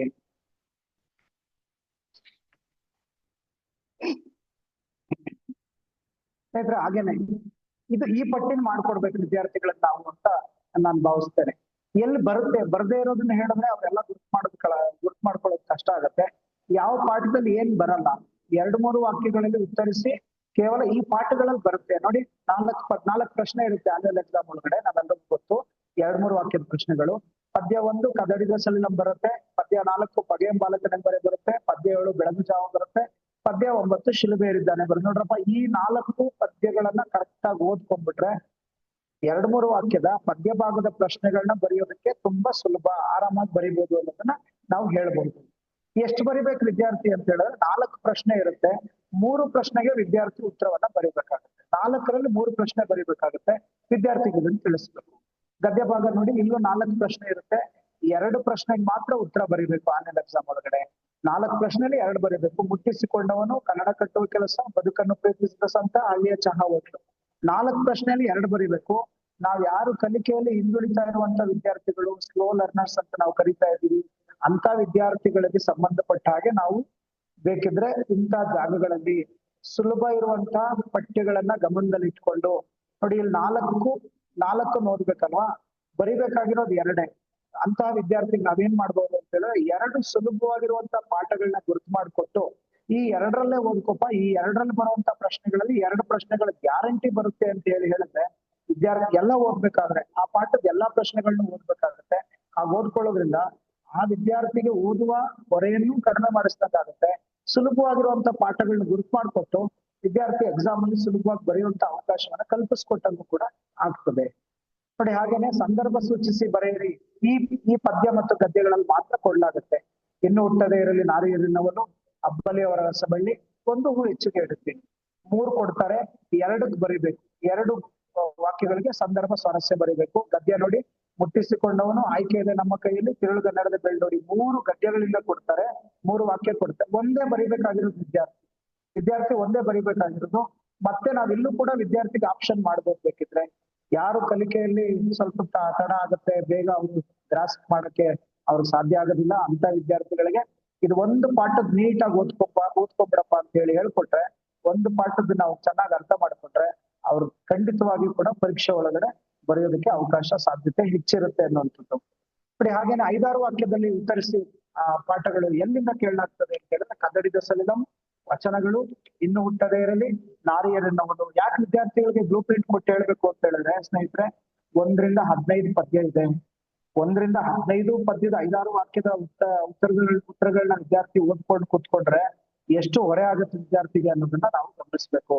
ನೀಲನಕ್ಷೆ ಸ್ಪಷ್ಟವಾಗಿ ಹೇಳ್ತಾ ಇದೆ, ಈ 4 ಪದ್ಯಗಳಿಂದ ಮಾತ್ರ 5-6 ವಾಕ್ಯದ ಕೊಡ್ತೀವಿ ಅಂತ ಹೇಳಿದಾಗ ವಿದ್ಯಾರ್ಥಿಗಳ ತಿಳಿಸಿದ್ರೆ ಅವರು ಓದ್ಬೇಕಾಗಿರೋದನ್ನ 70% 5-6 ವಾಕ್ಯದ ಪ್ರಶ್ನೆಗಳ ಹೊರೆಯನ್ನ ನಾವು ಕಡಿಮೆ ಮಾಡ್ದಂಗಾಗ್ತದೆ. 4ಅನ್ನ ತುಂಬಾ ನೀಟಾಗಿ ವಿದ್ಯಾರ್ಥಿಗಳು ಓದ್ಬೋದು. ಗದ್ಯದಲ್ಲಿ ನೋಡಿ, ವಾಲ್ಪರೆ ಅಭಿವೃದ್ಧಿ ತಂದ ದುರಂತ, ದಣಿಗಳ ಬೆಲೆ ಲೋಟ, ಇಲ್ಲಿಂದ ಮಾತ್ರ 5-6 ವಾಕ್ಯದ ಪ್ರಶ್ನೆಗಳನ್ನ ಕೇಳ್ತಾರೆ. ನೀವು ಇದನ್ನ ಮಾಡೆಲ್ ಪೇಪರ್ ಅಲ್ಲೇ ಗಮನಿಸಿರ್ತೀರಿ ಮತ್ತು ಪೂರ್ವ ಸಿದ್ಧತಾ ಪರೀಕ್ಷೆಯಲ್ಲಿ ಕೂಡ ಇದನ್ನ ತಾವೆಲ್ಲರೂ ಕೂಡ ಗಮನಿಸಿರ್ತೀರಿ. ಇನ್ನೊಮ್ಮೆ ವಿದ್ಯಾರ್ಥಿಗಳಿಗೆ ಇದನ್ನ ನಾವೇನ್ ಮಾಡ್ಬೇಕು ಅಂತ ಹೇಳಿದ್ರೆ ಸುಮಾರು ಜನ ವಿದ್ಯಾರ್ಥಿಗಳು ಅಲ್ಲಲ್ಲಿ ಟೆಕ್ಸ್ಟ್ ಬುಕ್ ಅಲ್ಲೇ ಗುರ್ತಾಕೊಂಡಿರ್ತಾರೆ. ಅವ್ರಿಗೆ ಈ ಗುರ್ತಾಕೊಂಡ ಸಂದರ್ಭದಲ್ಲಿ ನಾವ್ ಹೇಳಿದಂತ ಸಂದರ್ಭದಲ್ಲಿ ಅರ್ಥವಾಗುತ್ತೆ. ಮತ್ತೆ ಅವರು 1 ದಿನ 2 ದಿನ ಬಿಟ್ಟ ಮೇಲೆ ಇದು ಏನ್ ಗುರ್ತಾಕೊಂಡಿದೀನಿ, ಯಾಕೆ ಗುರ್ತಾಕೊಂಡಿದೀನಿ, ಏನ್ ಕೇಳ್ತಾರೆ ಅನ್ನೋಂಥದ್ದು ಅವ್ರಿಗೆ ಮನದಟ್ಟ ಆಗೋದಿಲ್ಲ. ಇದನ್ನ ನಾವ್ ಎಲ್ಲಿವರೆಗೂ ಹೇಳ್ಬೇಕಂತ ಹೇಳಿದ್ರೆ, ಆನ್ಯುವಲ್ ಪರೀಕ್ಷೆ ಹತ್ರ ಬರೋವರೆಗೂ ಕೂಡ ವಿದ್ಯಾರ್ಥಿಗಳಿಗೆ ನೋಡಿ ಇದು ಇಂಥ ಕಡೆ ಕೇಳ್ತಾರೆ, ಈ ಪಾಠದಿಂದ ಈ ಪ್ರಶ್ನೆಗಳನ್ನ ಮಾತ್ರ ಓದ್ಬೇಕು ಅನ್ನೋದನ್ನ ಹೇಳ್ತಾ ಹೋದ್ರೆ ವಿದ್ಯಾರ್ಥಿ ಅಲರ್ಟ್ ಆಗಿದ್ಕೊಂಡು ಏನ್ ಮಾಡ್ತಾರೆ ಅಂತ ಹೇಳಿದ್ರೆ ಓದುವಂತ ಕೆಲಸವನ್ನ ಮುಂದುವರಿಸ್ತಾ ಹೋಗ್ತಾರೆ. ಇನ್ನು ಇದೊಂದು ಪ್ರತ್ಯೇಕವಾಗಿ 5-6 ವಾಕ್ಯಕ್ಕೆ ಸಂಬಂಧಪಟ್ಟಿದ್ದು. ನಾವು ಯಾವಾಗ್ಲೂ ಪದ್ಯ ಭಾಗದೊಳಗಡೆ ಕವಿ ಕಾವ್ಯದ ಹೆಸರನ್ನ ಅಂದ್ರೆ ಕವಿ ಹೆಸರನ್ನ, ಪದ್ಯದ ಹೆಸರನ್ನ ಮತ್ತು ಕೃತಿ ಹೆಸರನ್ನ ಓದಿಸ್ತೀವಿ, ಗೊತ್ತು ನಮ್ಗೆ. ಅದು ಹೊಂದಿಸಿ ಬರೆಯೋರಿಗೂ ಹೆಲ್ಪ್ ಆಗುತ್ತೆ, ಸಂದರ್ಭ ಸ್ವಾರಸ್ಯ ಬರೆಯೋದಕ್ಕೂ ಕೂಡ ಹೆಲ್ಪ್ ಆಗುತ್ತೆ. ಆದ್ರಿಂದ ವಿದ್ಯಾರ್ಥಿಗಳೆಲ್ಲ ಎಲ್ಲೆಲ್ಲಿ ವೆಯ್ಟೇಜ್ ಪ್ರಕಾರ ಯಾವ್ಯಾವ್ದು ಓದ್ಬೇಕು ಓದ್ತಾರೆ. ಆದ್ರೆ 5-6 ವಾಕ್ಯದ ಹಾರ್ಟ್ಸ್ ಪ್ರಶ್ನೆ 40ನೇ ಪ್ರಶ್ನೆ ಏನಿದೆಯಲ್ಲ, ಈ 40ನೇ ಪ್ರಶ್ನೆಯಲ್ಲಿಯೂ ಕೂಡ 3 ಪ್ರಶ್ನೆಗಳು ಸಬ್ ಕ್ವಶನ್ಸ್ ಇರ್ತಾವ ಅದರೊಳಗಡೆ. ತಮಗೆ ಗೊತ್ತು, 40ನೇ ಪ್ರಶ್ನೆ 4 ಅಂಕದ ಹಾರ್ಟ್ಸ್ ಪ್ರಶ್ನೆ. ಆ 40ನೇ ಅಂಕದ ಪ್ರಶ್ನೆ 40ನೇ ಪ್ರಶ್ನೆ ಒಳಗಡೆ 4 ಅಂಕವನ್ನ ಸ್ಪ್ಲಿಟ್ ಮಾಡಲಾಗುತ್ತೆ. 1 ಅಂಕದ 2 ಪ್ರಶ್ನೆ ಕೇಳ್ತಾರೆ, 2 ಅಂಕದ 1 ಪ್ರಶ್ನೆ ಕೇಳ್ತಾರೆ. 1 ಅಂಕದ ಪ್ರಶ್ನೆಯಲ್ಲಿ ಸಾಮಾನ್ಯವಾಗಿ ಕೆಲವು ಸರಿ ಏನ್ ಮಾಡ್ತಾರೆ ಅಂತ ಹೇಳಿದ್ರೆ, ಈ ಮೇಲಿನ ಪದ್ಯ ಭಾಗವನ್ನ ಬರೆದಂತ ಕವಿ ಯಾರು, ಯಾವ ಕೃತಿ ಅಂತ ಕೇಳುವಂತ ಅವಕಾಶಗಳಿರ್ತದೆ, ಸಾಧ್ಯತೆಗಳಿರ್ತವೆ. ಮತ್ತು ಕೇಳಿದಾರೆ ಕೂಡ ಕ್ವಶನ್ ಬ್ಯಾಂಕ್ ತಾವೆಲ್ಲ ಗಮನಿಸಿದ್ರೆ ಗೊತ್ತಾಗುತ್ತೆ. ಮತ್ತು ಮಿಡ್ ಟರ್ಮ್ ಅಲ್ಲ, ಪೂರ್ವ ಸಿದ್ಧತಾ ಪರೀಕ್ಷೆ ಮಾಡಲ್ ಪೇಪರ್ನ ನೋಡಿದ್ರೆ ಗೊತ್ತಾಗುತ್ತೆ. ಕವಿ ಹೆಸರು ಕೂಡ ಇರುತ್ತೆ.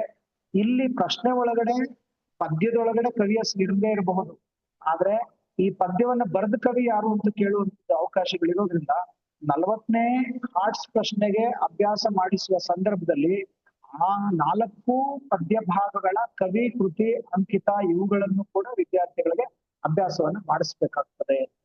ಇನ್ನು 5-6 ವಾಕ್ಯದ ಹಾರ್ಟ್ಸ್ ಪ್ರಶ್ನೆಯನ್ನ ತಾವು ಗಮನಿಸಿ. ಮಾಡೆಲ್ ಪೇಪರ್ 1 ನಲ್ಲಿ ಪದ್ಯದೊಳಗಡೆ ಇನ್ನು ಹುಟ್ಟದೇ ಇರಲಿ ನಾರಿ ಎನ್ನುವುದು ಈ ಪದ್ಯದಿಂದ ಕೊಟ್ಟಿದ್ರು. ಮಾಡೆಲ್ ಪೇಪರ್ 2 ನಲ್ಲಿ 1ನೇ ಪದ್ಯದಿಂದ ಕೊಡಲಾಗಿದೆ. ಮಾಡೆಲ್ ಪೇಪರ್ 3 ನಲ್ಲಿ ಉರಿಲಿಂಗ ಪದ್ಯ ವಚನಗಳು ಈ ಪದ್ಯದಿಂದ ಕೊಡಲಾಗಿದೆ.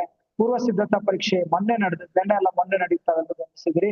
ಪೂರ್ವ ಸಿದ್ಧತಾ ಪರೀಕ್ಷೆಯಲ್ಲಿ ವೇಟೇಜ್ ಒಳಗಡೆ ಇರುವಂತಹ ಮುಂಬೈ ಜಾತಕ ಪದ್ಯದಲ್ಲಿ ಹಾರ್ಟ್ಸ್ ಪ್ರಶ್ನೆಯನ್ನ ಕೇಳಲಾಗಿದೆ. ಹಾರ್ಟ್ಸ್ ಪ್ರಶ್ನೆಯನ್ನ ಕೇಳಲಾಗಿದೆ ಅಂದ್ರೆ ಅದ್ರಂತ ಏನೋ ಹಾರ್ಟ್ಸ್ ಪ್ರಶ್ನೆ ನಿಗದಿಪಡಿಸಿರುವ ಯಾವುದೇ ಪದ್ಯದಿಂದ ಕೇಳಬಹುದು. ಅದು 1ನೇ ಪದ್ಯ ಇರ್ಲಿ, ಅದು 2ನೇ ವಚನ ಇರ್ಲಿ, 3ನೇದು ಇನ್ನು ಹುಟ್ಟದೇ ಇರಲಿ, ನಾರಿಯನ್ನೋದು ಇರ್ಲಿ, ಅಥವಾ ಮುಂಬೈ ಜಾತಕ ಇರ್ಲಿ, ಈ 4 ಪದ್ಯಗಳಲ್ಲಿ ಯಾವ ಪದ್ಯದ ಎಲ್ಲಾದ್ರೂ ಕೂಡ ಹಾರ್ಟ್ಸ್ ಪ್ರಶ್ನೆಯನ್ನ 40ನೇ ಹಾರ್ಟ್ಸ್ ಪ್ರಶ್ನೆಯನ್ನ ಕೇಳುವ ಅವಕಾಶ ಇರುತ್ತೆ. ಇದು ಪ್ರಶ್ನೆಗಳಿಗೆ ಸಂಬಂಧಪಟ್ಟಂತ ಮಾಹಿತಿ ಸ್ನೇಹಿತರೆ. ಹೆಚ್ಚಿನ ಅಂಕಗಳ ಪ್ರಶ್ನೆಗಳನ್ನ ಒಳಗೊಂಡಿರುವಂತ ಪದ್ಯ ಹಾಗೂ ಗದ್ಯಗಳು ಯಾವ್ಯಾವ್ದು ಅನ್ನೋದನ್ನ ಒಂದು ಸಾರಿ ನಾವು ಅವಲೋಕನ ಮಾಡೋದಾಗಿದ್ರೆ ತಮ್ಮೆಲ್ಲರ ಗಮನಕ್ಕೆ, ಕದಡಿದ ಸಲಿಲಂ ತಿಳಿಬಂದದೆ ಈ ಪದ್ಯ ಭಾಗದಿಂದ 7 ಅಂಕದ ಪ್ರಶ್ನೆ, ಇನ್ನು ಹುಟ್ಟದೇ ಇರಲಿ ನಾರಿ ಎನ್ನುವುದು 7 ಅಂಕ, ವಚನಗಳು 5 ಅಂಕ, ಪಗೆಯಂಬಾಲಕನೆಂಬರೆ 4 ಅಂಕ, ಮುಂಬೈ ಜಾತಕ 4 ಅಂಕ. ನೋಡಿ, ಈ 15 ಪದ್ಯಗಳೊಳಗಡೆ 15 ಪದ್ಯ ಇದೆ ನಮ್ಗೆ. 15ರಲ್ಲಿ ಈ 5 ಪದ್ಯಗಳಲ್ಲಿ 27 ಅಂಕದ ಪ್ರಶ್ನೆಗಳು ಬರ್ತವೆ. ಎಷ್ಟರಲ್ಲಿ? 120 ಅಂಕದ ಪ್ರಶ್ನೆ ಪತ್ರಿಕೆಯಲ್ಲಿ 27 ಮಾರ್ಕ್ಸ್ ಒಂದು ಈ 5 ಪದ್ಯದಲ್ಲಿ ಬರುತ್ತೆ. ಗದ್ಯ ನೋಡಿ, ಮುಟ್ಟಿಸಿಕೊಂಡವನು 6, ದನಿಗಳ ಬೆಳ್ಳಿ ಲೋಟ 5, ವಾಲ್ಪರೈ 4, ಆಯ್ಕೆ ಇದೆ 4, ತೆಳ್ಳುಗನ್ನಡದ ಬೆಳ್ಳುಡಿ 4. ಈ 5 ಗದ್ಯ ಭಾಗದಲ್ಲಿ 23 ಅಂಕಕ್ಕೆ ಪ್ರಶ್ನೆಗಳು ಬರ್ತವೆ. ಈ 10ನ್ನ ಸೇರಿಸಿದ್ರೆ ಪದ್ಯ ಈ 5 ಪದ್ಯ, ಗದ್ಯ ಈ 5 ಗದ್ಯಗಳಲ್ಲಿ 27 ಪ್ಲಸ್ 23 ಸರಿಸುಮಾರು 50 ಅಂಕದ ಪ್ರಶ್ನೆಗಳು. 120 ಅಂಕದ ಕ್ವಶನ್ ಪೇಪರ್ ಒಳಗಡೆ 50 ಅಂಕದ ಪ್ರಶ್ನೆಗಳು ಈ ಎರಡು ಭಾಗದ ಈ 5 ಗದ್ಯ ಪದ್ಯಗಳಿಂದಲೇ ಬರ್ತದೆ. ದೀರ್ಘ ಗದ್ಯ ಸೇರಿಸಿಲ್ಲ, ತಾವು ಅದನ್ನ ಸೇರಿಸ್ಕೊಂಡ್ರೆ ಗೊತ್ತಾಗುತ್ತೆ. ಅದರಲ್ಲೂ ಸುಲಭವಾಗಿರುವಂತ ಭಾಗಗಳಿದಾವೆ. ಇವೆರಡರಲ್ಲೇನೆ 50 ಅಂಕದ ಪ್ರಶ್ನೆಗಳು ಬರುತ್ತೆ. ಯಾರು ಶಾರ್ಪ್ ಸ್ಟೂಡೆಂಟ್ಸ್ ಇರ್ತಾರೆ, ಬ್ರೈಟ್ ಸ್ಟೂಡೆಂಟ್ಸ್ ಇರ್ತಾರೆ, ಗಿಫ್ಟೆಡ್ ಸ್ಟೂಡೆಂಟ್ಸ್ ಇರ್ತಾರೆ, ಅಂತವ್ರಿಗೆ ನಾವು ನೋಡ್ರಪ್ಪ ಇವು ತುಂಬಾ ಚೆನ್ನಾಗಿ ಓದ್ಕೋಬೇಕು. ಯಾಕೆ ಜಾಸ್ತಿ ಕವರ್ ಆಗುವಂತ ಪಾಠಗಳು ಇವೇ ಆಗಿರ್ತವೆ ಕೂಡ ನಾವು ಅವ್ರಿಗೆ ಹೇಳ್ಬೇಕಾಗುತ್ತೆ. ನೋಡಿ, ಇನ್ನು ಭಾಷಾಭ್ಯಾಸದ ಪ್ರಶ್ನೆಗಳಿಗೆ ಸಂಬಂಧಪಟ್ಟಂತೆ ಬರೋದಾಗಿದ್ರೆ, ಭಾಷಾಭ್ಯಾಸದಲ್ಲಿ ಈ ಕ್ವಶನ್ ಬ್ಯಾಂಕ್ ಏನ್ ಕೊಟ್ಟಿದ್ದಾರೆ, ಪ್ರಶ್ನೆ ಕೋಟಿಯಲ್ಲೇನೆ ಇವೆಲ್ಲವೂ ಇದಾವೆ. ನೋಡಿ, ಸಮಾನಾರ್ಥ ಸುಮಾರು 50 ಇದಾವೆ, ನಾನಾರ್ಥ ಸುಮಾರು 50 ಇದಾವೆ, ಕ್ರಿಯಾಪದ ಧಾತು 35 ಇದಾವೆ, ಅದರೊಳಗಡೆ ಕಾಲಸೂಚಕ 24, ನಿಷೇಧ 26, ಗುಣವಾಚಕ 40. ಇವೆಲ್ಲ ಸಂಖ್ಯೆ. ಕ್ವಶನ್ ಬ್ಯಾಂಕ್ ಪ್ರಶ್ನೆ ಕೋಟಿ ಒಳಗಡೆ ಎಷ್ಟು ಪ್ರಮಾಣದ ಪದಗಳು ಇದಾವೆ ಅನ್ನೋದನ್ನ ಇವು ಸೂಚಿಸ್ತಾ ಇದಾವೆ. ನಾನು ಇದನ್ನ ನಿಮ್ಗೆ ಹೇಳೋ ಪ್ರಯತ್ನ ಏನ್ ಮಾಡ್ತಿದ್ದೀನಿ ಅಂದ್ರೆ, ಭಾಷಾಭ್ಯಾಸದ ಪ್ರಶ್ನೆಗಳನ್ನ ಕೇಳುವಂಥದ್ದು ಏನಿರುತ್ತಲ್ಲ, 6 ಪ್ರಶ್ನೆ ಕೇಳ್ತಾರೆ, 4ಕ್ಕೆ ಉತ್ತರ ಬರಿಬೇಕು, 18 ಪದಗಳಿರ್ತವೆ. 6 ಪ್ರಶ್ನೆಗಳಲ್ಲಿ ಧಾತು ಬರೆಯಿರಿ ಅಂತ ಕೇಳುವಂತ 3, ಗುಣವಾಚಕ ಬರೆಯಿರಿ ಅಂತ ಕೇಳುವಂತ 3, ತತ್ಸಮ ತದ್ಭವ ಬರೆಯಿರಿ ಅಂತ ಕೇಳುವಂತ 3, ಈ ತರದ್ದು 18 ಪದಗಳಿರ್ತವೆ. ವಿದ್ಯಾರ್ಥಿ ಬರಿಬೇಕಾಗಿರುವಂತದ್ದು 8 ಪದಗಳಿಗೆ ಮಾತ್ರನೇ. ಆದ್ರಿಂದ ಇದ್ರ ಬಗ್ಗೆ ಕೂಡ ವಿದ್ಯಾರ್ಥಿಗೆ ಗಮನದಲ್ಲಿ ಇಟ್ಕೊಳ್ಳೋದಕ್ಕೆ ಹೇಳ್ಬೇಕು. ಸಮಾನಾರ್ಥ ಕೊಟ್ರೆ ನಾನಾರ್ಥ ಕೊಡೋದಿಲ್ಲ. ಧಾತು, ಕಾಲಸೂಚಕ, ನಿಷೇಧ ರೂಪ ಈ 3ರಲ್ಲಿ ಕ್ರಿಯಾಪದಕ್ಕೆ ಸಂಬಂಧಪಟ್ಟವು ಈ 3 ಕೂಡ. ಈ 3ನ್ನು ಅಟ್ ಎ ಟೈಮ್ ಒಂದೇ ಪೇಪರ್ನ ಕೊಡಬಾರ್ದು ಮತ್ತು ಕೊಡೋದಿಲ್ಲ. ಯಾವ್ದಾದ್ರು ಒಂದೇ ಕೊಡ್ತಾರೆ, ಹೆಚ್ಚಂದ್ರೆ ಇನ್ನೊಂದು ಯಾವ್ದಾದ್ರು ಕೊಡ್ಬೋದು ಅಷ್ಟೇ ಹೊರತು 3ನ್ನು ಒಟ್ಟಿಗೆ ಒಂದೇ ಪೇಪರ್ ಕೇಳೋದಿಲ್ಲ. ಸಮಾನಾರ್ಥ ಕೊಟ್ರೆ ನಾನಾರ್ಥ ಕೊಡೋದಿಲ್ಲ, ನಾನಾರ್ಥ ಕೊಟ್ರೆ ಸಮಾನಾರ್ಥ ಕೊಡೋದಿಲ್ಲ. ಗುಣವಾಚಕ, ತತ್ಸಮ ತದ್ಭವ ಕಾಮನ್ ಆಗಿರ್ತವೆ. ಯಾವ ಪೇಪರ್ ಹೋದ್ರು ಕೂಡ ಇವು ಕಾಮನ್ ಆಗಿದ್ದೇ ಇರ್ತವೆ. ವಿಭಕ್ತಿ, ಅನ್ಯದೇಶ ಕೇಳುವಂತ ಅವಕಾಶಗಳು ಹೆಚ್ಚು ಇರ್ತವೆ. ನೋಡಿ, ಈ ತರದ ಒಂದು 13 ಇದಾವೆ. ಸೆಕೆಂಡ್ ಇಯರ್ PUC ವಿದ್ಯಾರ್ಥಿಗಳು ಅಭ್ಯಾಸ ಮಾಡ್ಬೇಕಾಗಿರುವಂತ ಭಾಷಾಭ್ಯಾಸದ ಪ್ರಶ್ನೆಗಳು ಸರಿಸುಮಾರು 11 ಇದಾವೆ. 13 ಅಲ್ಲ, 11 ಇದಾವೆ. ಈ 11ರೊಳಗಡೆ 6 ಬಗೆಯ ಪ್ರಶ್ನೆಗಳನ್ನ ಕೇಳುವುದಕ್ಕೆ ಅವಕಾಶವಿರುತ್ತದೆ. ವಿದ್ಯಾರ್ಥಿಗಳಿಗೆ ತಾವೆಲ್ಲರೂ ಕೂಡ ದಯಮಾಡಿ ಅದನ್ನ ತಿಳಿಸ್ಬೇಕು. 18ಕ್ಕೆ 18 ಅಟೆಂಡ್ ಮಾಡು ಅನ್ನೋದನ್ನ ಎಲ್ರಿಗೂ ಹೇಳ್ಬೇಕು. 18 ಅಟೆಂಡ್ ಮಾಡು. ನೀನ್ ಗೊತ್ತಿದೆ ಅಂತ ಹೇಳಿ ಕೇವಲ 4 ಪ್ರಶ್ನೆಗಳ 8 ಪದಗಳಿಗೆ ಮಾತ್ರ ಅಟೆಂಡ್ ಮಾಡೋದಲ್ಲ, 18 ಪದಗಳಿಗೆ ಅಟೆಂಡ್ ಮಾಡ್ಬೇಕು ಅನ್ನೋದನ್ನ ಎಲ್ರೂ ಏನ್ ಮಾಡ್ಬೇಕು ಅಂತ ಹೇಳಿದ್ರೆ ವಿದ್ಯಾರ್ಥಿಗಳು ತಿಳಿಸ್ಬೇಕಾಗುತ್ತೆ. ಇನ್ನು ಅದೇ ಈಗ ತಾನೇ ನಾನು ಹೇಳ್ದಾಗಿದೆ, ಪ್ರಶ್ನೆ ಕೋಟಿಯಲ್ಲಿಯೇ ಎಲ್ಲಾ ಪ್ರಶ್ನೆಗಳಿದ್ದಾವೆ. ಅದರಿಂದ ಅವುಗಳನ್ನ ಅಭ್ಯಾಸ ಮಾಡೋದಕ್ಕೆ ಹೇಳಿ. ಹಿಂದಿನ ವರ್ಷದ ಪ್ರಶ್ನೆ ಪತ್ರಿಕೆಗಳಲ್ಲಿ ಬಂದಿರುವಂತವುಗಳನ್ನ ಅದಕ್ಕೆ ನಾವೇನ್ ಮಾಡ್ಬೋದು ಅಂತ ಹೇಳಿದ್ರೆ ಬಳಸ್ಕೊಳ್ಬಹುದು. ಅರ್ಥ ಬರೆಯಿರಿ ಕಳೆದ 2 ವರ್ಷದಿಂದ ಈ ವಿಭಾಗದ ಪ್ರಶ್ನೆಗಳು ಇರಲ್ಲ. ಗೊತ್ತು ತಮಗೆ, ಭಾಷಾಭ್ಯಾಸದಲ್ಲಿ ಅರ್ಥ ಬರೆಯಿರಿ ಪ್ರಶ್ನೆಗಳು ಇರೋದಿಲ್ಲ. ಇನ್ನು ಪ್ರಬಂಧಕ್ಕೆ ಸಂಬಂಧಪಟ್ಟ ಹಾಗೆ ಪ್ರಬಂಧದ ವಿಷಯಗಳು ಸಾಮಾನ್ಯವಾಗಿ ಸುಲಭವಾಗಿರ್ತವೆ. ತಮ್ಮೆಲ್ಲರ ಗಮನದಲ್ಲಿರ್ಲಿ. ಇದು ಹೊಸದಾಗಿ ವಿದ್ಯಾರ್ಥಿಗಳಿಗೆ ಗೊತ್ತೇ ಇಲ್ಲ ಅನ್ನುವಂತ ಪ್ರಬಂಧದ ಟಾಪಿಕ್ಸ್ ಅನ್ನ ಕೊಡುವಂಥದ್ದು ತುಂಬಾ ಕಷ್ಟ ಮತ್ತು ಕೊಡೋಕೆ ಅವಕಾಶ ಆಗೋದಿಲ್ಲ. ಈ ವರ್ಷ ನಾವೇನ್ ಮಾಡಿದೀವಿ ಅಂತ ಹೇಳಿದ್ರೆ, ಇಲಾಖೆ ಇದನ್ನ ಹೇಳಿದೆ, ಎಲ್ರೂ ಸುಲಭವಾಗಿ ಬರಿಬೇಕು. ಅದು ಎಲ್ರು ಅಂದ್ರೆ ಏನು, ಗ್ರಾಮೀಣ ಪ್ರದೇಶದ ವಿದ್ಯಾರ್ಥಿಗಳು ಬರೀಬೇಕು, ನಗರದ ವಿದ್ಯಾರ್ಥಿಗಳು ಬರೀಬೇಕು. ಆರ್ಟ್ಸ್, ಕಾಮರ್ಸ್, ಸೈನ್ಸ್ ಎಲ್ಲಾ ವಿದ್ಯಾರ್ಥಿಗಳು ಸರಳವಾಗಿ ಗೊತ್ತಾಗೋ ತರ ಯೋಚನೆ ಮಾಡೋದಕ್ಕೆ ಅವಕಾಶ ಆಗೋ ತರದ ಪ್ರಬಂಧಗಳನ್ನ ಆಯ್ಕೆ ಮಾಡ್ಕೋಬೇಕು ಅಂತ ಹೇಳಿದೆ. ಎಲ್ಲಾ ಕಡೆಗೂ ಕೂಡ ಇದನ್ನ ಇಲಾಖೆ ತಿಳಿಸಿದೆ. ಈಗಾಗಲೇ ನಾವು ಎಲ್ಲರಿಗೂ ತಿಳಿಸಿದ್ದೀವಿ. ಪ್ರಶ್ನೆ ಕೋಟಿಯಲ್ಲಿ ಬಂದಿರುವಂತ 30 ಪ್ರಬಂಧದ ಪ್ರಶ್ನೆಗಳನ್ನೇ ಆದ್ಯತೆ ಮೇಲೆ ಏನ್ ಮಾಡ್ಬೇಕು ಅಂತ ಹೇಳಿದ್ರೆ ಪ್ರಬಂಧ ಬರವಣಿಗೆಗೆ ಎಕ್ಸಾಮ್ ಅಲ್ಲಿ ಕೊಡಬೇಕು. ಇದನ್ನು ಕೂಡ ವಿದ್ಯಾರ್ಥಿಗಳಿಗೆ ಅಲ್ಲಿರುವಂತವನ್ನ ಅಭ್ಯಾಸ ಮಾಡಿ ಅನ್ನೋದನ್ನ ತಿಳಿಸ್ಕೊಡ್ಬೇಕು. ಪತ್ರಲೇಖನ ವಿಭಾಗದಲ್ಲಿ ಕಳೆದ ವರ್ಷನೇ ಬದಲಾವಣೆ ಆಗಿದೆ. ತಾವೆಲ್ಲರೂ ಗಮನಿಸಿರ್ತೀರಿ. ವಿಳಾಸವನ್ನ ನಾವೇ ಕೊಡ್ತೀವಿ. ಅಂದ್ರೆ ಪ್ರಶ್ನೆ ಪತ್ರಿಕೆ ತಯಾರು ಮಾಡುವಂತ ಮೇಷ್ಟ್ರು ಯಾರಿರ್ತಾರೆ, ಉಪನ್ಯಾಸಕರು ಯಾರಿರ್ತಾರೆ ಅಂತವ್ರು ಏನ್ ಮಾಡ್ತಾರೆ ಅಂತ ಹೇಳಿದ್ರೆ ಪತ್ರಲೇಖನದೊಳಗಡೆ ವಿಳಾಸವನ್ನು ಕೊಡ್ತಾರೆ. ಈ ಮೊದಲು ಇರ್ಲಿಲ್ಲ, ಕಳೆದ 2 ವರ್ಷದಿಂದ ಇರ್ಲಿಲ್ಲ. ಅದು ಈಗ ಹೊಸದಾಗಿ ಸೇರ್ಪಡೆ ಮಾಡಲಾಗಿರುವಂತ ವಿಭಾಗ 2 ವರ್ಷದಲ್ಲಿ. ಇದು ವಿದ್ಯಾರ್ಥಿಗಳಿಗೆ ಹೇಳಬೇಕು. ಬರೆಯೋ ಕ್ರಮ ಹೇಳ್ಬೇಕು. ಯಾವ್ದು ಮೊದಲು ತಗೋಬೇಕು, ಯಾವ್ದು 2ನೇ ಲೈನ್ ತಗೋಬೇಕು, 3ನೇ ಲೈನ್ ತಗೋಬೇಕು, ಯಾವ್ದು ಕಮ್ ವಿಳಾಸ, ಯಾವ್ದು ಟು ವಿಳಾಸ. ಈಸಿ ಇರುತ್ತೆ. ನಾವೆಲ್ಲರೂ ಹೇಳ್ತಾರೆ ಇರ್ತೀವಿ. ಇದು ಹೊಸ ವಿಚಾರ ಏನಲ್ಲ. ಅದು ನಾವು ಮತ್ತೊಂದ್ಸರಿ ವಿದ್ಯಾರ್ಥಿಗಳಿಗೆ ಇದನ್ನು ತಿಳಿಸ್ಬೇಕು ಅನ್ನೋಂಥದ್ದು ನನ್ನ ಮಾತಿನ ಅರ್ಥ. ಇನ್ನು ಭಾವಾರ್ಥ ಇಲ್ಲ, ಗಾದೆ ಮಾತಿನ ವಿಸ್ತರಣೆ ಇಲ್ಲ. ಇವೆರಡು ಕೂಡ ಕಳೆದ ವರ್ಷನೂ ಇಲ್ಲ, ಈ ವರ್ಷ ಕೂಡ ಇಲ್ಲ. ಭಾವಾರ್ಥ ಮತ್ತು ಗಾದೆ ಮಾತಿನ ವಿಸ್ತರಣೆ. ಸ್ನೇಹಿತರೆ, ಇದೊಂದು ಕೊನೆಯದಾಗಿ ಇದು ಮುಖ್ಯವಾಗಿರುವಂತಹ ಮತ್ತೊಂದು ಸ್ಲೈಡು. ಮಾದರಿ ಪ್ರಶ್ನೆ ಪತ್ರಿಕೆಗಳಿಂದ ಪ್ರಶ್ನೆಗಳು ವಾರ್ಷಿಕ ಪರೀಕ್ಷೆಗೆ ಪುನರಾವರ್ತನೆ ಆಗ್ತವ? ತುಂಬಾ ಜನ ಇದನ್ನ ಕೇಳ್ತಿರ್ತಾರೆ. ಯಾಕೆ ಮಾಡಿಸ್ಬೇಕು, ನಾವು ಯಾಕೆ ತಯಾರಿ ಮಾಡಿಸ್ಬೇಕು, ಅಲ್ಲಿರೋ ಬಂದೇ ಬರ್ತಾವ ಬರಂಬ ಅನ್ನೋದನ್ನ ಕೇಳ್ತಿರ್ತಾರೆ. ನಾನ್ ನಿಮ್ಗೆ ಅದಕ್ಕೆ ಒಂದು ಅಧ್ಯಯನ ಮಾಡಿರುವಂತದನ್ನ ತಮ್ಗೆ ತೋರಿಸ್ತಾ ಇದ್ದೀನಿ. 2025 ಕಳೆದ ವರ್ಷದ ಮಾರ್ಚ್ ನಲ್ಲಿ ನಡೆದಂತ ಪರೀಕ್ಷೆ ಒಂದೇನಿತ್ತಲ್ಲ, ಈ 1ನೇ ಪರೀಕ್ಷೆ ಒಳಗಡೆ ಇಲಾಖೆ ಕಳೆದ ವರ್ಷನೂ 3 ಮಾಡಲ್ ಪೇಪರ್ಸ್ ಬಿಟ್ಟಿತ್ತು. ಈ ಮಾದರಿ ಪ್ರಶ್ನೆ ಪತ್ರಿಕೆ 1ರಲ್ಲಿದ್ದಂತ 32 ಅಂಕದ ಪ್ರಶ್ನೆಗಳು ರಿಪೀಟ್ ಆಗಿದ್ವು ಪರೀಕ್ಷೆ 1ರಲ್ಲಿ. ಮಾದರಿ ಪ್ರಶ್ನೆ ಪತ್ರಿಕೆ 2ರಲ್ಲಿದ್ದಂತ 22 ಅಂಕದ ಪ್ರಶ್ನೆಗಳು ರಿಪೀಟ್ ಆಗಿದ್ವು. ಮಾದರಿ ಪ್ರಶ್ನೆ ಪತ್ರಿಕೆ 3ರಲ್ಲಿದ್ದಂತ 22 ಅಂಕದ ಪ್ರಶ್ನೆ ಪತ್ರಿಕೆಗಳು ಈ 2025 ಪರೀಕ್ಷೆ 1ರಲ್ಲಿ ರಿಪೀಟ್ ಆಗಿದ್ವು. ಪರೀಕ್ಷೆ 2ರಲ್ಲೂ ಹಾಗೇನೆ 27, 23, 26 ಅಂಕದ ಪ್ರಶ್ನೆಗಳು ಇಲ್ಲಿ ರಿಪೀಟ್ ಆಗಿದ್ವು ಪರೀಕ್ಷೆ 2ನಲ್ಲಿ. ಅಂದ್ರೆ ಮಾದರಿ ಪ್ರಶ್ನೆ ಪತ್ರಿಕೆ 1ರಲ್ಲಿರುವಂತ ಪ್ರಶ್ನೆಗಳೇ 2ರಲ್ಲೂ ಇರ್ಬೋದು, 2ರಲ್ಲಿರೋದೇ 3ರಲ್ಲೂ ಇರ್ಬೋದು. ಅದರಿಂದ ಈ ಪ್ರಮಾಣ ನೀವು ಒಂದ್ ಸ್ವಲ್ಪ ಅಂದಾಜು ಮಾಡೋದು ನಿಮ್ಗೆ ಗೊತ್ತಾಗುತ್ತೆ. ನೀವು ಇದನ್ನ ಕೌಂಟ್ ಮಾಡಿದ್ರೆ ಜಾಸ್ತಿ ಬಂದ್ಬಿಡುತ್ತೆ. 30, 40, 50, 60, 70, 76 ಅಂಕ ಬರುತ್ತಿದ್ದು. ಮಾದರಿ ಪ್ರಶ್ನೆ ಪತ್ರಿಕೆಗಳಲ್ಲೇ 76 ಅಂಕ ಕೊಟ್ಟಿಲ್ಲ ಸರ್ ಅಂತ ಅನಿಸ್ಬೋದು ನಮ್ಗೆ. 76 ಅಂಕ ಏನು, ಈ ಪೇಪರ್ ಪ್ರತ್ಯೇಕವಾಗಿ ನಾವು ನೋಡಿದಾಗ ಇಷ್ಟು ಬರುತ್ತೆ.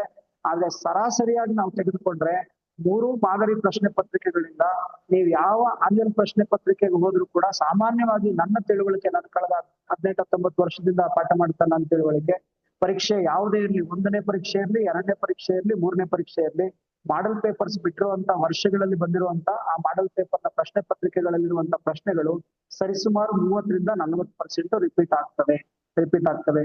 ಇದನ್ನು ತಾವು ಗಮನಿಸ್ಬೇಕು. ಕೊನೆಯದಾಗಿ ಮೊನ್ನೆ ನಡೆದಂತ ಪೂರ್ವ ಸಿದ್ಧತಾ ಪರೀಕ್ಷೆ ಜನವರಿ ನಡೀತಲ್ಲ, ಮೊನ್ನೆ ನಡೀತು 7ನೇ ತಾರೀಕು.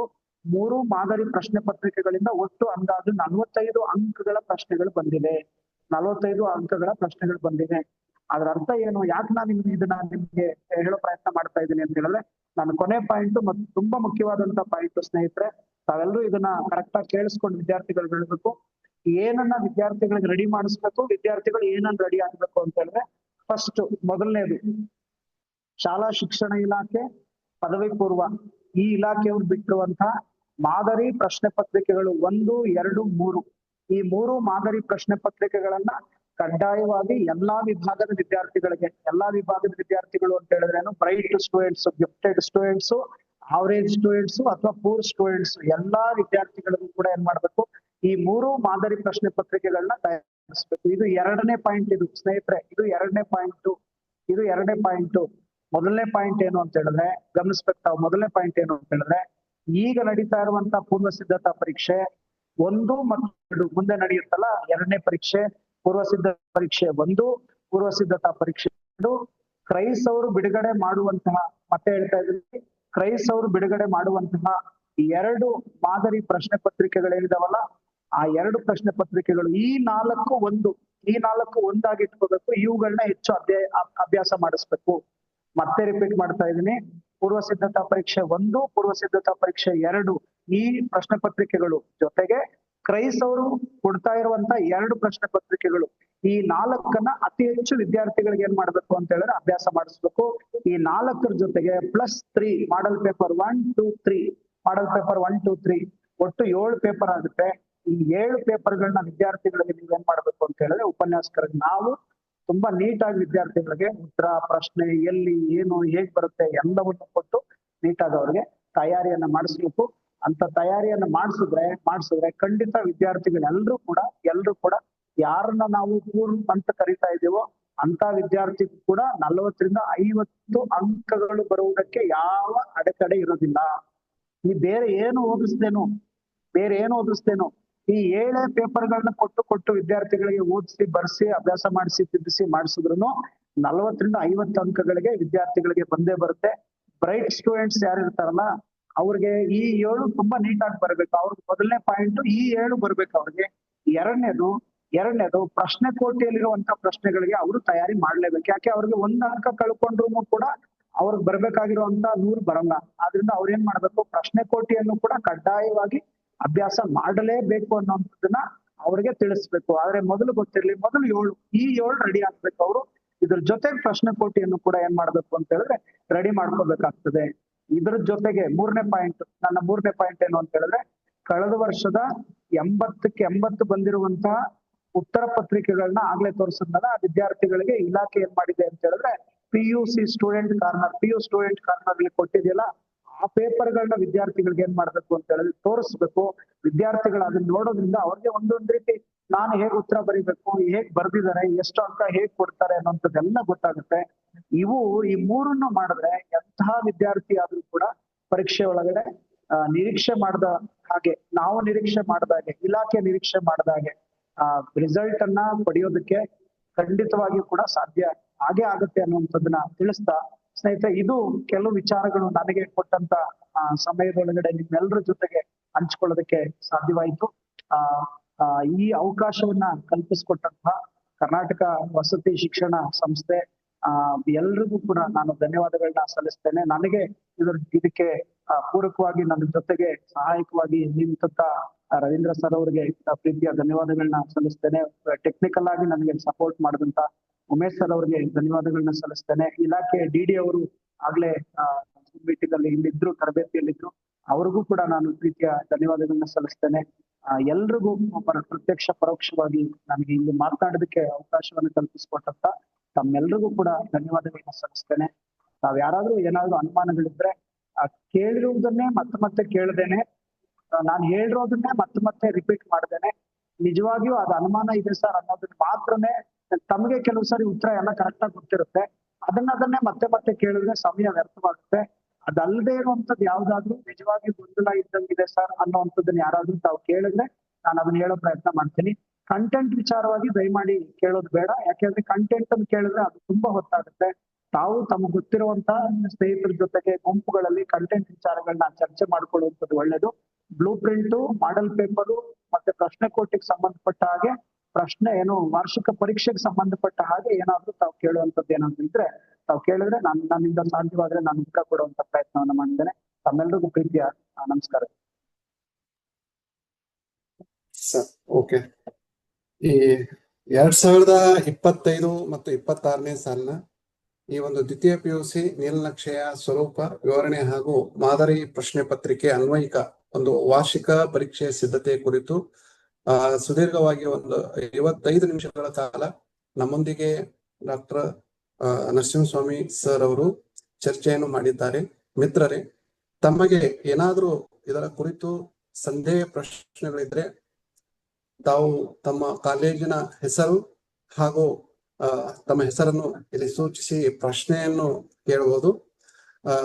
ಯಾರಾದ್ರೂ ಇದ್ರೆ ಇಲ್ಲಿ ಕೇಳಬಹುದು ಪ್ರಶ್ನೆ.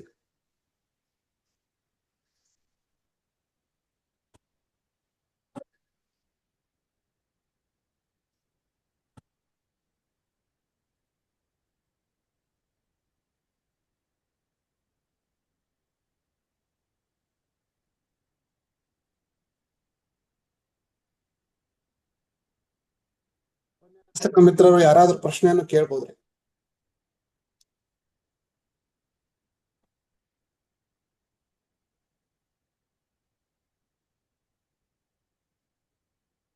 ಸರ್, ಪ್ರಾರಂಭದ ನಾನೇ ಒಂದು ಪ್ರಶ್ನೆ ಕೇಳ್ತೀನಿ ಸರ್ ನಿಮಗೆ.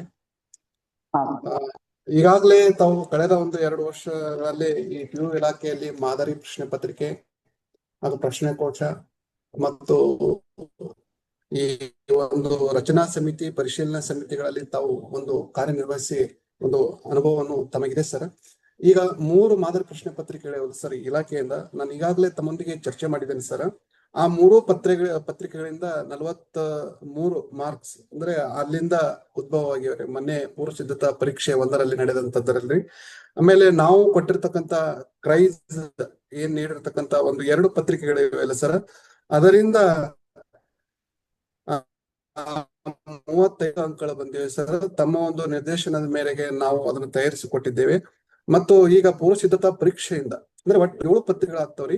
ಇದನ್ನ ಮೂಲಕ ಏನಾದ್ರೂ ವಾರ್ಷಿಕ ಪರೀಕ್ಷೆಯಲ್ಲಿ ಅಥವಾ ಇದನ್ನ ರಿಪೀಟ್ ಆಗ್ತಾವ ಅಥವಾ ಪ್ರಶ್ನೆಗೋಷ್ಠಿಯಿಂದನೇ ಬರುತ್ತವ ಅಥವಾ ಅದರಿಂದ ಹೊರತುಪಡಿಸಿ ಯಾವ್ದಾದ್ರು ಪ್ರಶ್ನೆಗಳು ಬರ್ತಾವ ಅನ್ನೋದು ಒಂದು ವಿಚಾರಗಳನ್ನು ನಮ್ಮೊಂದಿಗೆ ಸ್ವಲ್ಪ ಹೇಳ್ಕೊಳ್ಳಿ ಸರ್. ಸರ್, ನೀವು ಕೇಳಿದಂತ ಪ್ರಶ್ನೆ ಮುಖ್ಯವಾಗಿರುವಂತ ಪ್ರಶ್ನೆ. ತುಂಬಾ ಜನ ಈ ಅನುಮಾನವನ್ನ ವ್ಯಕ್ತಪಡಿಸ್ತಾರೆ. ಪ್ರಶ್ನೆ ಕೋಟಿಯನ್ನು ಬಿಟ್ಟು ಹೊಸದಾಗಿ ಪ್ರಶ್ನೆಯನ್ನ ಕೇಳಬಹುದಾ ಅನ್ನುವಂಥದ್ದು ಒಂದು ಪ್ರಶ್ನೆ. ಯಾರೇ ಪ್ರಶ್ನೆ ಪತ್ರಿಕೆ ತಯಾರು ಮಾಡ್ಲಿಕ್ಕೆ ಹೋದಾಗ್ಲೂ, ಯಾವುದೇ ಸಬ್ಜೆಕ್ಟ್ ಹೋದಾಗ್ಲೂ, ಮಿಡ್ ಟರ್ಮ್ ಇರ್ಲಿ, ಟೆಸ್ಟ್ ಇರ್ಲಿ, ಪ್ರಿಪರೇಟರಿ ಇರ್ಲಿ, ಆನ್ಯುವಲ್ ಎಕ್ಸಾಮ್ ಇರ್ಲಿ, ಎಲ್ಲರಿಗೂ ಇಲಾಖೆ ಕೊಡುವಂತ ಏಕೈಕ ನಿರ್ದೇಶ ಅಂತ ಹೇಳಿದ್ರೆ ಪ್ರಶ್ನೆ ಮತ್ತು ಆ ಪ್ರಶ್ನೆಗೆ ಸಂಬಂಧಪಟ್ಟಂತ ಉತ್ತರ ಟೆಕ್ಸ್ಟ್ ಒಳಗಡೆ ಇರಬೇಕು. ಉತ್ತರ ಇರಬೇಕು, ಟೆಕ್ಸ್ಟ್ ಒಳಗಡೆ ಉತ್ತರ ಇರಬೇಕು. ಅದ್ರ ಬೇಸ್ ಮೇಲೆ ನೀವು ಪ್ರಶ್ನೆಯನ್ನ ಏನ್ ಮಾಡ್ಬೋದು ಅಂತ ಹೇಳಿದ್ರೆ ತೆಗಿಬಹುದು. ಅದು ಬಿಟ್ಟು ಹೊಸ ಪ್ರಶ್ನೆಯನ್ನ ಉತ್ತರವೇ ಇಲ್ಲದೆ ಇರುವಂತ, ಅಂದ್ರೆ ನಾವು ಕರಿತೀವಲ್ಲ ಔಟ್ ಆಫ್ ಸಿಲೆಬಸ್ ಅನ್ನುವಂತ ಯಾವ ಪ್ರಶ್ನೆಯನ್ನು ಕೂಡ ಕೇಳುವುದಕ್ಕೆ ಅವಕಾಶ ಇರೋದಿಲ್ಲ. ಇದು ಮೊದಲನೇ ಪಾಯಿಂಟ್. ಎರಡನೇದೇನಂತ ಹೇಳಿದ್ರೆ ಸರ್, ಈಗ ಎಲ್ಲ ಪ್ರಶ್ನೆ ಕೋಟಿಯಲ್ಲೇ ಪ್ರಶ್ನೆಗಳು ಇರ್ತಾವಲ್ಲ, ಅದ್ರಲ್ಲೇ ಕೊಡ್ತಾರ? ಈಗಾಗ್ಲೇ ಸ್ನೇಹಿತರೆ ತಾವೆಲ್ಲರೂ ಗಮನಿಸಿರ್ತೀರಿ, ಟೆಕ್ಸ್ಟ್ ಬುಕ್ ಅಲ್ಲಿರುವಂತ ಎಲ್ಲಾ ಪ್ರಶ್ನೆಗಳು ಪ್ರಶ್ನೆ ಕೋಟಿಗೆ ಬಂದ್ಬಿಟ್ಟಿದಾವೆ. ಬಹುತೇಕ ಮ್ಯಾಕ್ಸಿಮಮ್ ಎಲ್ಲ, ಅದು 2-3 ವಾಕ್ಯ ಇರ್ಲಿ ಅಥವಾ 5-6 ವಾಕ್ಯ ಇರ್ಲಿ, ಸಂದರ್ಭ ಇರಲಿ, ಎಲ್ಲಾ ಪ್ರಶ್ನೆಗಳು ಅಲ್ಲಿ ಬಂದಿದಾವೆ. MCQಗಳು 1 ವಾಕ್ಯದ ಪ್ರಶ್ನೆ ಏನಿದಾವಲ್ಲ, ಆ 1 ವಾಕ್ಯದ ಪ್ರಶ್ನೆಗಳು MCQ ಜಾಗದಲ್ಲಿ ಬಂದಿದಾವೆ. ಇನ್ನಷ್ಟು ಜಾಸ್ತಿ ಕೂಡ ಆಗಿದ್ದಾವೆ. ಅದಲ್ದೇನೆ ಭಾಷಾಭ್ಯಾಸದ ಪ್ರಶ್ನೆಗಳು ಜಾಸ್ತಿ ಆಗಿದಾವೆ, ಪ್ರಬಂಧ ಜಾಸ್ತಿ ಆಗಿದೆ, ಪತ್ರಲೇಖನ ಜಾಸ್ತಿ ಆಗಿದೆ. ಈಗ ನಮ್ಗಿರುವಂತ ಪ್ರಶ್ನೆ ಏನು ಅನ್ಸ, ಎಲ್ಲಾನು ಇದ್ರಲ್ಲೇ ಕೊಡ್ತಾರ? 120 ಅಂಕಕ್ಕೆ ಪ್ರಶ್ನೆ ಪತ್ರಿಕೆ ತಯಾರು ಮಾಡಿದಾಗ ಎಲ್ಲಾ ಪ್ರಶ್ನೆಗಳು ಇದ್ರೊಳಗಡೆನೆ ಬರ್ತಾವ. ಹೊಸ ಪ್ರಶ್ನೆ ಕ್ರಿಯೇಟ್ ಮಾಡುವ ಅವಕಾಶ ಇರುತ್ತಾ? ಖಂಡಿತ ಇರುತ್ತೆ. ಇದು ಉಪನ್ಯಾಸಕರು ಯಾರು ಇರ್ತಾರೆ, ಯಾರು ಪ್ರಶ್ನೆ ಪತ್ರಿಕೆ ತಯಾರಿ ಮಾಡಕ್ ಹೋಗ್ತಾರೆ ಅಂತ ಉಪನ್ಯಾಸಕರ ವಿವೇಚನೆಗೆ ಬಿಟ್ಟಿರುತ್ತೆ. ಸರ್, ಎಷ್ಟು ಅಂಕಗಳಿಗೆ ಕೇಳ್ಬಹುದು? 2ನೇ ಪ್ರಶ್ನೆ ತಾವೆಲ್ಲರೂ ಕೇಳ್ಬೋದಾಗಿ. ಎಷ್ಟು ಅಂಕ ಕೇಳ್ತಾರೆ ಸರ್? ಹೊಸ ಪ್ರಶ್ನೆಗಳನ್ನ ಎಷ್ಟು ಅಂಕ ಕೇಳ್ತಾರೆ? ಎಷ್ಟು ಅಂಕ ಕೇಳ್ಬೋದು ಅಂತ ಹೇಳಿದ್ರೆ ಸ್ನೇಹಿತರೆ, ಒಂದ್ 4ರಿಂದ 5-6 ಅಂಕ ಕೇಳ್ಬೋದು ಅಷ್ಟೇ. ಅಷ್ಟು ಬಿಟ್ರೆ 30-40 ಅಂಕಕ್ಕೆ ಹೊಸ ಪ್ರಶ್ನೆಗಳನ್ನ ಕೇಳುವ ಯಾವ ಅವಕಾಶ ಇರೋದಿಲ್ಲ. ಹೊಸ ಪ್ರಶ್ನೆಗಳು ಹಾಗೆ ಕೇಳುವಂತ ಸಾಧ್ಯತೆಗಳನ್ನ ಇಲಾಖೆ ಕಲ್ಪಿಸ್ಕೊಟ್ಟಿಲ್ಲ. ನಾವೇನ್ ಮಾಡ್ಬೋದು, ಪ್ರಶ್ನೆ ಪತ್ರಿಕೆ ತೆಗೆಯುವಂತವ್ರು ನೀವು ನಾವುಗಳು ಯಾರಾದ್ರೂ ಹೋದ್ರೆ ಏನ್ ಮಾಡ್ಬೋದು ಅಂತ ಹೇಳಿದ್ರೆ, ಉತ್ತರ ಅದೇ ಇರುತ್ತೆ. ಪ್ರಶ್ನೆಯನ್ನ ನಾವೇನ್ ಮಾಡ್ತೀವಿ, ಸ್ವಲ್ಪ ಟ್ವಿಸ್ಟ್ ಮಾಡುವಂಥದ್ದು, ಸ್ವಲ್ಪ ಸುತ್ತಿ ಬಳಸಿ ಅದೇ ಉತ್ತರದ ಮೇಲೆ ಪ್ರಶ್ನೆಯನ್ನ ರಚನೆ ಮಾಡುವಂತ ಕೆಲಸ ಮಾಡ್ತೀವಿ. ಅಷ್ಟು ಬಿಟ್ರೆ ಹೊಸದಾಗಿ ಇಲ್ಲಿವರೆಗೂ ಟೆಕ್ಸ್ಟ್ ಬುಕ್ ಅಲ್ಲೂ ಇಲ್ಲ, ಪ್ರಶ್ನೆ ಕೋಟಿಯಲ್ಲೂ ಇಲ್ಲ, ನಾನು ಮೇಷ್ಟ್ರು ಕ್ರಿಯೇಟ್ ಮಾಡ್ಕೊಡ್ತೀನಿ ಅನ್ನುವಂತ ಅವಕಾಶ ಇದ್ರೆ ಅದು ಕೇವಲ ಒಂದ್ 4-5-6 ಮಾರ್ಕ್ಸ್ ಒಳಗಡೆನೆ ಅಷ್ಟೇನೆ. ಇಲಾಖೆ ಅದನ್ನ 10% ಒಳಗಡೆ ಅಂತ ಹೇಳುತ್ತೆ. ಯಾರು ಏನ್ ಮಾಡಲ್ಲ ಅಂತ ಹೇಳಿದ್ರೆ, ಯಾವ ಉಪನ್ಯಾಸಕ ಮಿತ್ರರು ಏನ್ ಮಾಡಲ್ಲ ಅಂತ ಹೇಳಿದ್ರೆ, ಅಷ್ಟು ಅಂಕಗಳ ಪ್ರಶ್ನೆಗಳನ್ನ ತೆಗೆಯೋದಕ್ಕೆ ಹೋಗೋದಿಲ್ಲ. ಯಾಕೆ ಅಂತ ಹೇಳಿದ್ರೆ, ನಾಳೆ ಪ್ರಶ್ನೆ ಪತ್ರಿಕೆ ಬಂದಾಗ ಮತ್ತೆ ಯಾವ ಉಪನ್ಯಾಸಕರು ನಮ್ಮನ್ನ ನೋಡ್ತಿದ್ದಾರೆ, ನಮ್ಮ ಸ್ನೇಹಿತರು, ಅವರೇ ಪ್ರಶ್ನೆ ಮಾಡ್ತಾರೆ, ಎಲ್ಲ ಹೊಸ ಪ್ರಶ್ನೆ ಕೊಟ್ಬಿಟ್ಟಿದ್ದಾರೆ, ಇದು ಪ್ರಶ್ನೆ ಕೋಟಿಯಲ್ಲಿ ಇರ್ಲಿಲ್ಲ ಅಂತೇಳಿ ಮತ್ತೆ ನಮ್ಮನ್ನ ಪ್ರಶ್ನೆ ಮಾಡ್ತಾ ಇರ್ತಾರೆ. ಆದ ಕಾರಣದಿಂದ ನನ್ನ ಇಲ್ಲಿವರೆಗಿನ ತಿಳುವಳಿಕೆ ಪ್ರಕಾರ, ಇಲ್ಲಿವರೆಗಿನ ಪ್ರಶ್ನೆ ಪತ್ರಿಕೆಗಳ ಅನಲೈಸೇಷನ್ ಆಧಾರದ ಮೇಲೆ ನಾನು ಹೇಳೋದಾದ್ರೆ ಎಲ್ಲಿ ಬರ್ಬೋದು ಅಂತ ಯಾರಾದ್ರೂ ಕೇಳಿದ್ರೆ ನಾನು ಹೇಳ್ಬೋದು, MCQ ಹಾರ್ಟ್ಸ್ ಪ್ರಶ್ನೆಗಳನ್ನ ಸಾಮಾನ್ಯವಾಗಿ ಹೊಸದಾಗಿ ಕೇಳುವ ಅವಕಾಶ ಇರ್ತದೆ. ಆದ್ರೆ ಪ್ರಶ್ನೆ ಕೋಟಿಯಲ್ಲಿ ಈ ವರ್ಷ ಸೇರಿಸ್ಬಿಟ್ಟಿರೋದ್ರಿಂದ ಅಲ್ಲೂ 3 1 ಅಂಕದ MCQ ಪ್ರಶ್ನೆಗಳನ್ನ 3 ಹೊಸದಾಗಿ ಕೇಳಕ್ ಅವಕಾಶ ಆಗೋದಿಲ್ಲ. ಕೇಳಿದ್ರೆ ಒಂದ್ ಯಾವ್ದಾದ್ರು ಹೊಸದಾಗಿ ಕೇಳ್ಬೋದು. ಇದು ಒಂದು. ಎರಡನೇದು 40ನೇ ಹಾರ್ಟ್ಸ್ ಪ್ರಶ್ನೆ ಏನಿದೆಯಲ್ಲ, ಆ 40ನೇ ಹಾರ್ಟ್ಸ್ ಪ್ರಶ್ನೆಯನ್ನು ಕೂಡ ಹೊಸದಾಗಿ ಕೇಳುವ ಅವಕಾಶ ಇರುತ್ತೆ. ಪದ್ಯ ಭಾಗದ ಮೇಲೆ ರೂಪಿತವಾಗಿರುವಂತ ಪ್ರಶ್ನೆ ಅದು. ಆದ್ರೆ ಆ ಪ್ರಶ್ನೆಗೆ ಸಂಬಂಧಪಟ್ಟಂತೆನೂ ಪ್ರಶ್ನೆ ಕೋಟಿಯಲ್ಲಿ ಎಲ್ಲಾ ಪ್ರಶ್ನೆಗಳನ್ನ ಕೇಳಿರೋದ್ರಿಂದ ಅದನ್ನು ಹೊಸದಾಗಿ ಕೇಳುವ ಸಾಧ್ಯತೆ ಕಡಿಮೆ, ಆದ್ರೆ ಕೇಳುವ ಅವಕಾಶ ಕೂಡ ಇರುತ್ತೆ ಅನ್ನುವಂಥದ್ದನ್ನ ತಮ್ಮೆಲ್ಲರಿಗೂ ಕೂಡ ಸ್ಪಷ್ಟಪಡಿಸ್ತಾ ಇದ್ದೀನಿ.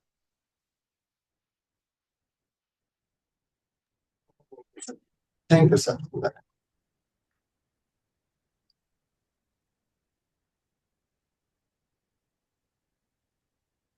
ಸ್ನೇಹಿತರೆ ಮತ್ತಾರಾದ್ರೂ ಪ್ರಶ್ನೆಯನ್ನು ಕೇಳ್ಬೋದ್ರಿ ಇಲ್ಲಿ? ಹಲೋ ಹಲೋ ಹೇಳಿ ಸರ್, ಎಲ್ಲಿ ಮಾತಾಡ್ತಾ ಇದ್ದೀರಿ? ನಮಸ್ಕಾರ ಸರ್. ಸರ್ ನಮಸ್ತೆ, ಹೇಳಿ ಸರ್. ಸರ್ ನಾನು ಮುರಾರಿಕಲ್ ಕಾಮನ್ಕೆರೆಯಿಂದ ಮಾತಾಡ್ತಿದ್ದೀನಿ. ಸರ್ ಹೇಳಿ. ಸರ್ ನನ್ನ ವಿದ್ಯಾರ್ಥಿಗಳ ಒಂದು ಪ್ರಶ್ನೆ. ಹೇಳಿ ಸರ್.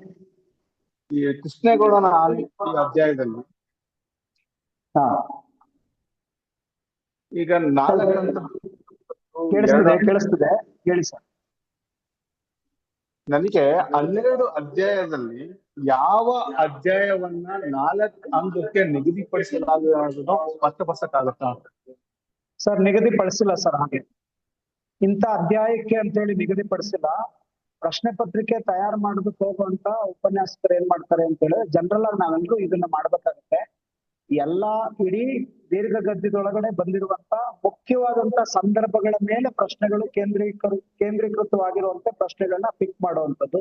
ದುರ್ಗಪ್ಪನ ಮೇಲೆ, ನಿರೂಪಕರ ಮೇಲೆ, ವೇಲಾಯುಧನ ಸಾವಿನ ಮೇಲೆ, ತಿಪ್ಪಣ್ಣನ ಸಾವಿನ ಮೇಲೆ, ಡ್ರೈವರ್ ಅಬ್ಬಾಸು ಮತ್ತು ಕ್ಲೀನರ್ ಕೃಷ್ಣನ ಸಾವಿನ ಮೇಲೆ, ಈ ಕಡೆ ಬರುವಂತ ಡ್ರೈವರ್ನ ಸಾವಿನ ಮೇಲೆ, ಈ ತರ ನಾವು ಆ ಸಂದರ್ಭಗಳನ್ನ ನೋಡ್ಕೊಂಡು 1-2 ವಾಕ್ಯಕ್ಕಾದ್ರೂ ಬರಬೇಕು, 5-6 ವಾಕ್ಯಕ್ಕಾದ್ರೂ ಬರಬೇಕು, ಅಥವಾ ಸಂದರ್ಭಕ್ಕಾದ್ರೂ ಬರಬೇಕು. ಒಟ್ಟು ಇಡೀ ಕತೆ ಒಳಗಡೆ ಬಂದಿರುವಂತ ಮುಖ್ಯವಾದಂತ ಸಂಗತಿಗಳೆಲ್ಲವೂ ಕೂಡ ಕ್ವಶನ್ ಪೇಪರ್ ಅಲ್ಲಿ ಬರೋ ತರದಲ್ಲಿ ಮಾಡ್ಲಾಗುತ್ತೆ ಹೊರತು ಪರ್ಟಿಕ್ಯುಲರ್ ಆಗಿ ಇದೇ ಭಾಗದಿಂದ ಪ್ರಶ್ನೆಯನ್ನ ಕೇಳಬೇಕು ಅನ್ನೋಂಥದ್ದನ್ನ ನಿಗದಿ ಮಾಡಿಲ್ಲ.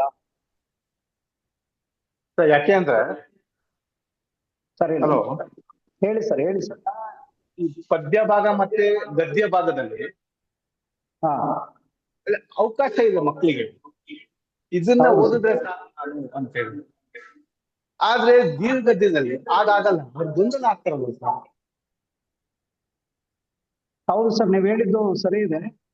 ಆದ್ರೆ ಈಗ ನಾವು ಹಂಗೆ ಫಿಕ್ಸ್ ಮಾಡಿದ್ರೆ ಇಡೀ ಜನರಲ್ ಆಗಿ ನಾನು ಇದನ್ನ ಹೇಳ್ತಾ ಇದ್ದೀನಿ, ಹಂಗ್ ಫಿಕ್ಸ್ ಮಾಡೋ ಅವಕಾಶ ಇದೆ, ಮಾಡಬಹುದಾಗಿತ್ತು. ಬಟ್ ಮಾಡಲ್ ಪೇಪರ್ ಮಾಡಿದಂತ ಸಂದರ್ಭದಲ್ಲಿ ಆ ರೀತಿಯಾಗಿ ಇಡೀ ದೀರ್ಘಗತಿದೊಳಗಡೆ 25 ಅಂಕಗಳ ಪ್ರಶ್ನೆಗಳನ್ನ ಇಂತಿಂತ ಭಾಗದಿಂದಲೇ ತಗೋಬೇಕು ಅನ್ನೋಂಥದ್ದನ್ನ ನಿಗದಿ ಮಾಡಿಲ್ಲ ಸರ್.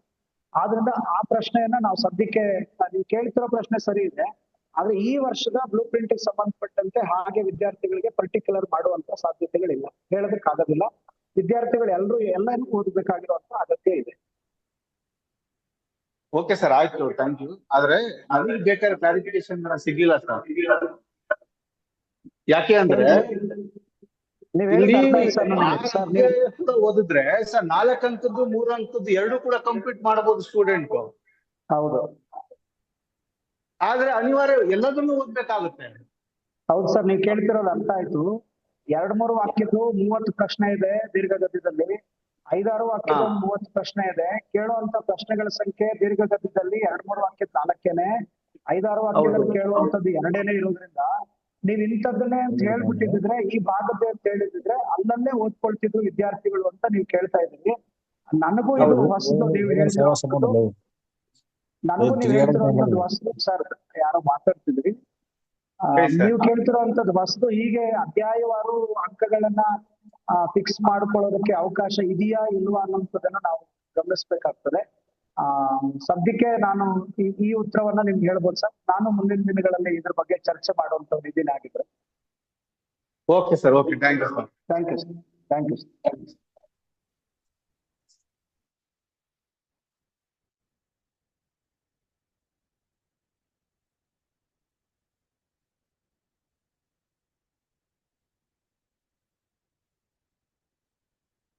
ಉಪನ್ಯಾಸಕ ಮಿತ್ರರಲ್ಲಿ ಒಂದು ಸೂಚನೆ.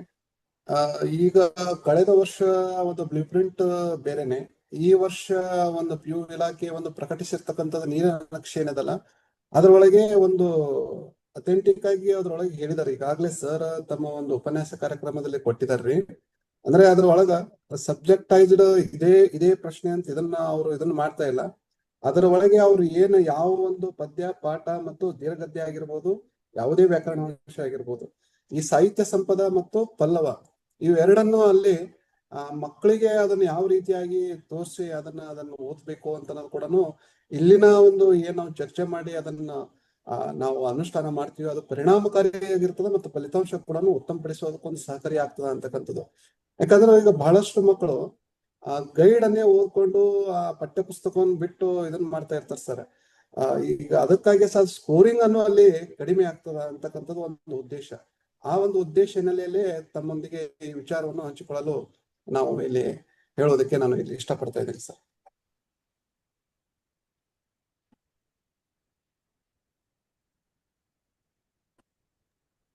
ರವೀಂದ್ರ ಸರ್ ನೀವು ಹೇಳಿದಾಗೆ ಆ ಪಾಸಿಂಗ್ ಪ್ಯಾಕೇಜ್ ಏನು ವಸತಿ ಶಿಕ್ಷಣ ಸಂಸ್ಥೆ ಈಗ ತಯಾರಿ ಮಾಡಿ ಬಿಡುಗಡೆ ಮಾಡ್ತಿದೆ, ಅದನ್ನ ವಿದ್ಯಾರ್ಥಿಗಳಿಗೆ ಕೊಟ್ಟು ಅದನ್ನ ಓದಿಸುವಂತದನ್ನ ಮಾಡ್ಬೇಕು.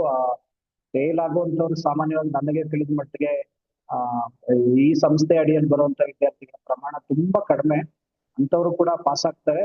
ಅದಕ್ಕೆ ಅಂತಲೇ ನಾವೆಲ್ಲರೂ ಸೇರಿ ಈ ಕೆಲಸವನ್ನ ಮಾಡ್ತಾ ಇದ್ವಿ. ಪಾಸಿಂಗ್ ಪ್ಯಾಕೇಜ್ ಅನ್ನುವಂತ ಕೆಲಸವನ್ನ ಟಾಪರ್ಸ್ ಯಾರಿದ್ದಾರೆ, ಟಾಪರ್ಸ್ಗೆ ನಾವು ಪಾಸಿಂಗ್ ಪ್ಯಾಕೇಜ್ ನ ಕೊಡೋದಕ್ಕೆ ಆಗೋದಿಲ್ಲ. ಸಾಮಾನ್ಯವಾಗಿ ಕೊಡಬಾರ್ದು. ಯಾಕೆ ಅಂತ ಹೇಳಿದ್ರೆ ವಿದ್ಯಾರ್ಥಿಗಳು ಬ್ರೈಟ್ ಇರ್ತಾರೆ, ಅವ್ರೆಲ್ಲಾನು ಓದ್ಬೇಕು, ಪ್ರತಿ ಪದಾನು ಓದ್ಬೇಕು, ಪ್ರತಿ ವಾಕ್ಯನೂ ಓದ್ಬೇಕು. ಆದ್ರೆ ಅದನ್ನ ಗೈಡ್ ಮಾಡ್ಬೇಕು, ಇಂತಿಂತದ್ದು ಓದ್ಬೇಕು ಅನ್ನೋಂಥದ್ದನ್ನ ನಮ್ಮ ಎದುರುಗಡೆ ಈಗ ಸದ್ಯಕ್ಕೆ ಅದೊಂದು ರೀತಿ ಬೈಬಲ್, ಕಾನ್ಸ್ಟಿಟ್ಯೂಷನ್ ತರ ಇರುವಂತದ್ದು ಪ್ರಶ್ನೆ ಕೋಟಿ ಟೆಕ್ಸ್ಟ್ ಬುಕ್ಗಳು ಮತ್ತು ಮಾಡಲ್ ಪೇಪರ್ಸ್, ಅವುಗಳನ್ನೇ ಕೊಟ್ಟು ವಿದ್ಯಾರ್ಥಿಗಳಿಗೆ ನಾವೇನ್ ಮಾಡ್ಬೇಕು, ಪ್ರಿಪರೇಟರಿ ಪೇಪರ್ಸ್ ಅವುಗಳನ್ನ ಕೊಟ್ಟು ವಿದ್ಯಾರ್ಥಿಗಳಿಗೆ ಅಭ್ಯಾಸ ಮಾಡಿಸುವಂಥದ್ದು ಒಳ್ಳೇದು ಸರ್.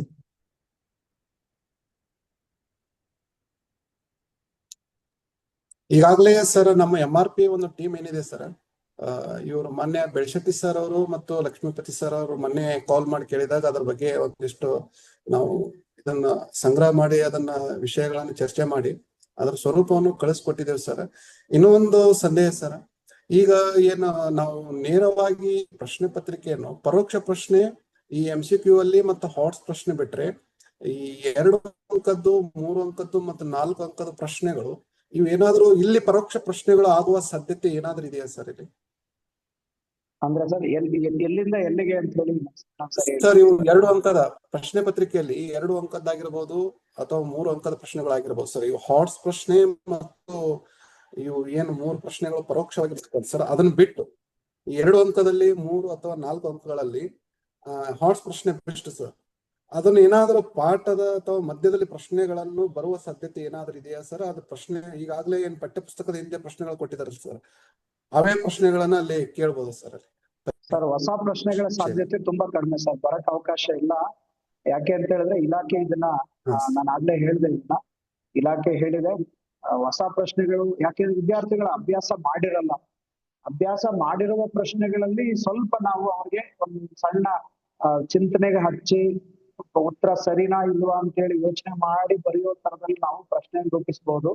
ಅಷ್ಟು ಬಿಟ್ರೆ ಪೂರ್ಣವಾಗಿ ಹೊಸದೇ ತೆಗೆದುಕೊಟ್ಟು ನಾವು ಸುಮ್ನೆ, ನಾನು ಒಂದು ಉದಾಹರಣೆಗೆ ನಾನು ನಿಮ್ಗೆ ಹೇಳೋ ಪ್ರಯತ್ನ ಮಾಡೋದಾಗಿದ್ರೆ, ಈಗ ಉದಾಹರಣೆ ಮುಟ್ಟಿಸಿಕೊಂಡವನು ಕತೆ ಇದೆ. ಮುಟ್ಟಿಸಿಕೊಂಡವನು ಕತೆ ಇಟ್ಕೊಂಡು ನಾನು ನೀವು ಯಾರಾದ್ರೂ ಹಿಂಗೆ ಪ್ರಶ್ನೆ ಮಾಡೋದಕ್ಕೆ ಅವಕಾಶ ಇದೆಯಾ ಅಂತ ಭಾರತದ ಜಾತಿ ವ್ಯವಸ್ಥೆ ಮತ್ತು ಮುಟ್ಟಿಸಿಕೊಂಡವನು ಕತೆ ಹಿನ್ನೆಲೆಯಲ್ಲಿ ಚರ್ಚಿಸಿ ಅಂತ ಏನಾದ್ರು ಕೊಟ್ರೆ ಹಿಂಗ್ ಕೇಳ್ಬೋದಾ ಅಂತ ಕೇಳೋ ಅವಕಾಶ ಬೇಸ್ಟಿಗಿದೆ, ಅದು ಕೇಳಬಾರ್ದು. ಇಲಾಖೆನೂ ಇದನ್ನ ಹೇಳುತ್ತೆ, ಕೇಳಕ್ ಅವಕಾಶ ಇಲ್ಲ. ಉತ್ತರ ಟೆಕ್ಸ್ಟ್ ಒಳಗಡೆ ಇಲ್ಲ. ನಾವು ನಮ್ಮ ಪಾಠದೊಳಗಡೆ ಹೇಳಿರ್ತೀವಿ, ನಮ್ಮ ಪಾಠ ಮಾಡ್ತಾ ಈ ವಿಚಾರಗಳು ಹೇಳಿರ್ತೀವಿ, ಇಡೀ ವ್ಯವಸ್ಥೆ ಏನಿದೆ, ಇಲ್ಲಿ ಕತೆ ಏನನ್ನ ಹೇಳೋ ಪ್ರಯತ್ನ ಮಾಡ್ತಾ ಇದೆ ಹೇಳಿರ್ತೀವಿ. ಆದ್ರೆ ವಿದ್ಯಾರ್ಥಿಗೆ ಬರೆಯೋ ಸಾಮರ್ಥ್ಯ ಇದೆಯಾ ಅನ್ನೋದನ್ನು ನಾವೇನ್ ಮಾಡ್ಬೇಕು ಅಂತ ಹೇಳಿದ್ರೆ ಅರ್ಥ ಮಾಡ್ಕೋಬೇಕಾಗುತ್ತೆ. ಎಲ್ಲಾ ಪ್ರಶ್ನೆಗಳಿಗೂ ಸಂಬಂಧಪಟ್ಟಂತೆ ಇದು ಅನ್ವಯಿಸುತ್ತೆ. ವಿದ್ಯಾರ್ಥಿ ಬರೆಯಕ್ ಆಗದೆ ಇರೋ ತರದ ಪ್ರಶ್ನೆಗಳನ್ನ ನಾವು ಅಲ್ಲಿ ಕ್ವಶನ್ ಪೇಪರ್ ಒಳಗಡೆ ಇದನ್ನ ತಗೊಂಡು ಕೇಳಿರ್ತೀರಿ ಮತ್ತು ಗೊತ್ತಿರುತ್ತೆ. ಪ್ರಧಾನ ಕಾರ್ಯದರ್ಶಿಗಳಾದಂತ ರಶ್ಮಿ ಮೇಡಮ್ ಅವರು ಇದನ್ನ ತಾವು ಹೋದಂತ ಎಲ್ಲಾ ಸಭೆಗಳಲ್ಲೂ ಇದನ್ನ ಹೇಳಿದ್ದಾರೆ. ಅದು ಕಾಲೇಜಿನವ್ರಿಗೂ ಹೇಳಿದ್ದಾರೆ ಮತ್ತು ಶಾಲೆ ಹೈಸ್ಕೂಲ್ ಅವ್ರಿಗೂ ಇದನ್ನ ಹೇಳಿದ್ದಾರೆ.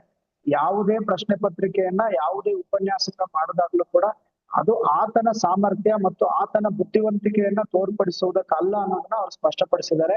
ಅಂದ ಹೊಸ ಪ್ರಶ್ನೆಗಳನ್ನ ಕೇಳುವಂಥದ್ದು ಸಾಧ್ಯತೆಗಳು ಇಲ್ಲ ಸರ್. ಇನ್ನೊಂದು ಪ್ರಶ್ನೆ ಸರ್ ನಿಮ್ಮಲ್ಲಿ, ಪ್ರಬಂಧ ವಿಷಯದಲ್ಲಿ ಸರ್, ಇಲ್ಲಿ ಪಲ್ಲವದಲ್ಲಿ ಹೋದ ವರ್ಷ ಏನದರಿ ಪಲ್ಲವದಲ್ಲಿ ಕೊಟ್ಟಿದ್ದು ಅಲ್ಲಿ ಕೇಳುವಂತ ಸಾಧ್ಯತೆ ಹೆಚ್ಚಿತ್ತು ಅಂತ ಅದರಿ. ಈ ವರ್ಷ ಅಲ್ಲಿ ಪಲ್ಲವದಲ್ಲಿ ಒಂದು ಕೇಳ್ಬೋದಾ ಅಥವಾ ಅಲ್ಲಿ ಹೊಸದಾಗಿ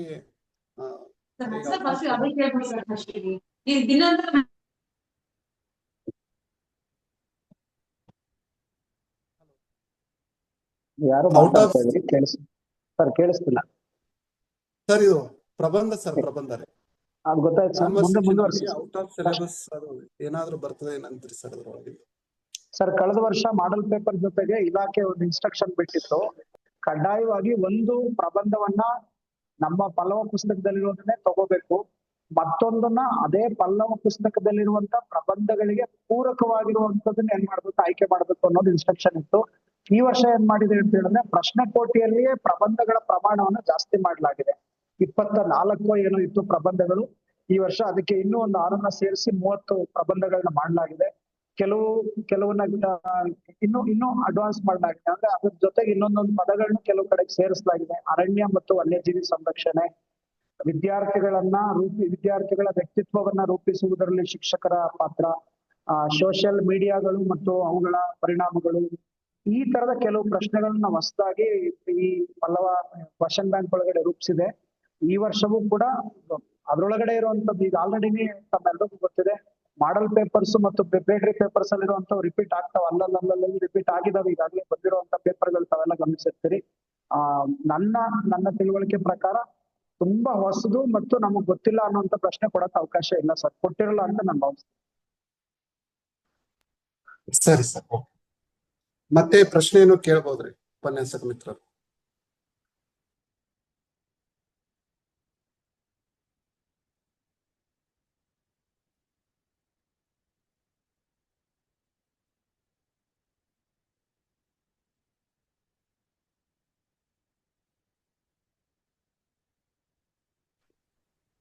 ಸರ್ ನಮಸ್ತೆ.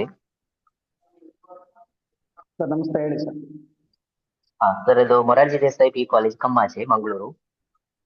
ಸರ್ ಇಲ್ಲಿ ಪ್ರಶ್ನಾಕೋಟಿಯಲ್ಲಿ ಕೃಷ್ಣೇಗೌಡ MCQ ಕ್ವಶನ್ 8ನೇ ಕ್ವಶನ್, ಅದಕ್ಕೆ ಉತ್ತರ ಯಾವ್ದು ಸರ್?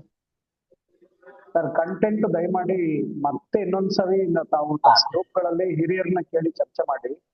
ಕಂಟೆಂಟ್ ಚರ್ಚೆಗೆ ಹೋದ್ರೆ ಏನಾಗುತ್ತೆ ಅಂತ ಹೇಳಿದ್ರೆ ಅದು ಕೆಲವು ತಕರಾರುಗಳು ಶುರುವಾಗುತ್ತೆ, ಉತ್ತರ ಕ್ಲಿಯರ್ ಆಗೋದಿಲ್ಲ, ಹಂಗಾಗೋ ಸಾಧ್ಯತೆ ಇದೆ. ನಾನು ಬೇಕಿದ್ರೆ ಮತ್ತೆ ನಾವು ತಮ್ಮ ಜೊತೆಗೆ ಪರ್ಸನಲ್ ಆಗಿ ಇಂಟ್ರಾಕ್ಷನ್ ಮಾಡಿಸಿ ಸರ್. ಸರಿ ಸರ್, MCQ ಕ್ವಶನ್ ಸರ್. ಕಮ್ಮಾಜೆ ಅಲ್ಲ? MCQ question.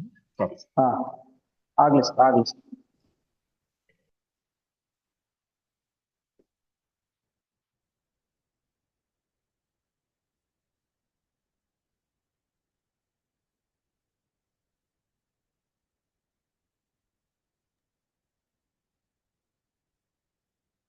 Ravindra sir. Sir ಹೇಳಿ ಸರ್. ಕ್ವಶನ್ ಇಲ್ಲ ಅಂತಂದ್ರೆ, ಪ್ರಶ್ನೆ ಇಲ್ಲ ಅಂತ ಅನ್ಸುತ್ತೆ. ಯಾವ್ದಾದ್ರು ಕ್ವಶನ್ಸ್ ಇದ್ರೆ ಕೇಳಿ ಮತ್ತೆ.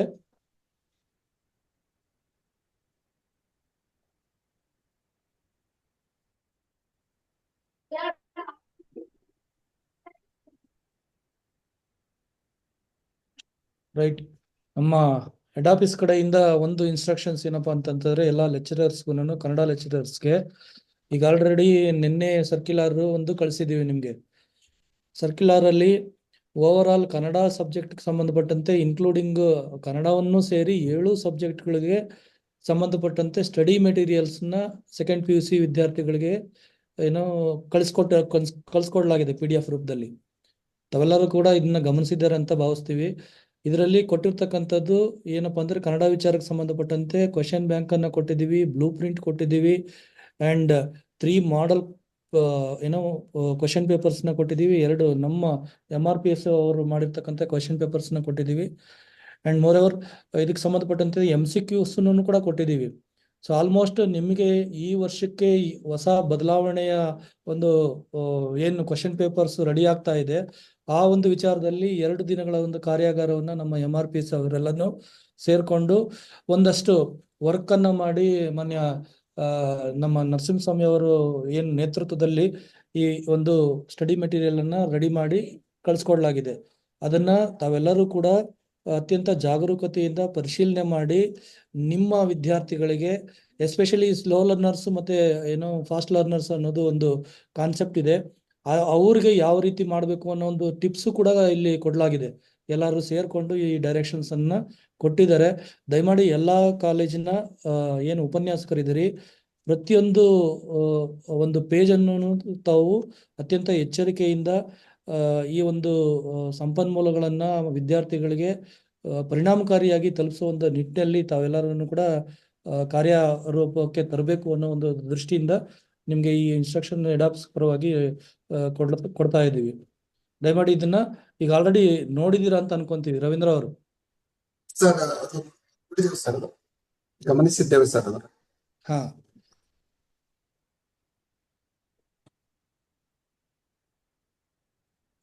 ಕೇಳಿ ನಿಮ್ಮ ಪ್ರಿನ್ಸಿಪಾಲ್ಸ್ ಯಾರಿರ್ತಾರೆ ಅವ್ರನ್ನ ಕೇಳಿಬಿಟ್ಟು ಆ PDF ತಗೊಂಡು ಆದಷ್ಟು ಮ್ಯಾಕ್ಸಿಮಮ್ ಕನ್ನಡ ಸಬ್ಜೆಕ್ಟ್ ಅಂತ ಹೇಳ್ಬಿಟ್ಟು ನೆಗ್ಲೆಕ್ಟ್ ಮಾಡಕ್ ಹೋಗ್ಬೇಡಿ.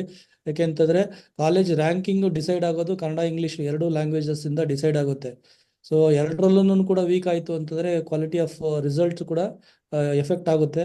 ಆ ನಿಟ್ಟಿನಲ್ಲಿ ಕನ್ನಡ ಅಂತ ಹೇಳ್ಬಿಟ್ಟು ನೆಗ್ಲೆಕ್ಟ್ ಮಾಡಕ್ ಹೋಗ್ಬೇಡಿ ದಯಮಾಡಿ.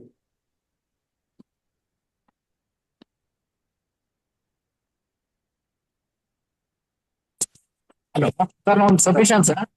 ಹಾ, ಹೇಳಿ ಸರ್, ಕುಮಾರ್ ಅಂತೇಳಿ ಕನ್ನಡ ಲೆಕ್ಚರರ್, ಹಾಸನ್ ಡಿಸ್ಟಿಕ್ ಇಂದ. MPR PU college SC 150 code number. ಹೇಳಿ ಹೇಳಿ. ನಮ್ಗೆ ಅದೇ ಸರ್ಕ್ಯುಲರ್ ಕಳಿಸಿದ್ದಾರೆ ಸರ್, ಬಟ್ ಅದ್ಯಾವುದು ಅಟ್ಯಾಚ್ ಮಾಡಿಲ್ಲ ಅಂತ ಹೇಳ್ತಿದ್ದಾರೆ ಸರ್ ಆಫೀಸಲ್ಲಿ. ಇಲ್ಲ, ಅಟ್ಯಾಚ್ ಆಗಿದೆ. ಲಿಂಕ್ ಕಳ್ಸಿದೀವಿ ನೋಡಿ. ಲಿಂಕ್ ಇದು ಏನೋ ಇದಾಯ್ತು ಅಂತಂತಂದ್ರೆ ಲಿಂಕ್ ಮೂಲಕ ಅದೆಲ್ಲಾನು ಬರುತ್ತೆ. ಹಾ ಹಾ ಹಾ, ಸರಿ ಸರ್, ಅದು ಸರಿ ಲಿಂಕ್ ಅಲ್ಲಿ ಓಪನ್ ಲಿಂಕ್ ಅಲ್ಲಿ ಓಪನ್ ಆಗುತ್ತೆ ನೋಡಿ. ಸರಿ ಸರ್. ಕುಮಾರ್ ಸರ್, ಅದು ಓಪನ್ ಆಗುತ್ತೆ ಸರ್, ಅದು ಮೇಲೆಲ್ಲ ಬಂದಿಲ್ಲ ಬರೀ ಆರ್ಡರ್ ಮಾತ್ರ ಬಂದಿದೆ ಅಂತ ಹೇಳ್ತಾ ಇದ್ರು ಸರ್.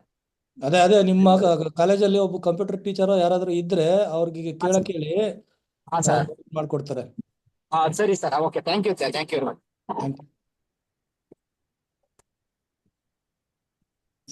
ನಮ್ಮ ಡಿ ಡಿ ಸರ್ ಏನಾದ್ರು ಟಿಪ್ಸ್ ಕೊಡ್ತೀರಾ ಸರ್? ಏನಿಲ್ಲ, ಇಂಪಾರ್ಟೆಂಟ್ ಅಂದ್ರೆ, ಸೊ ಫಸ್ಟ್ ಆಫ್ ಆಲ್ ಈ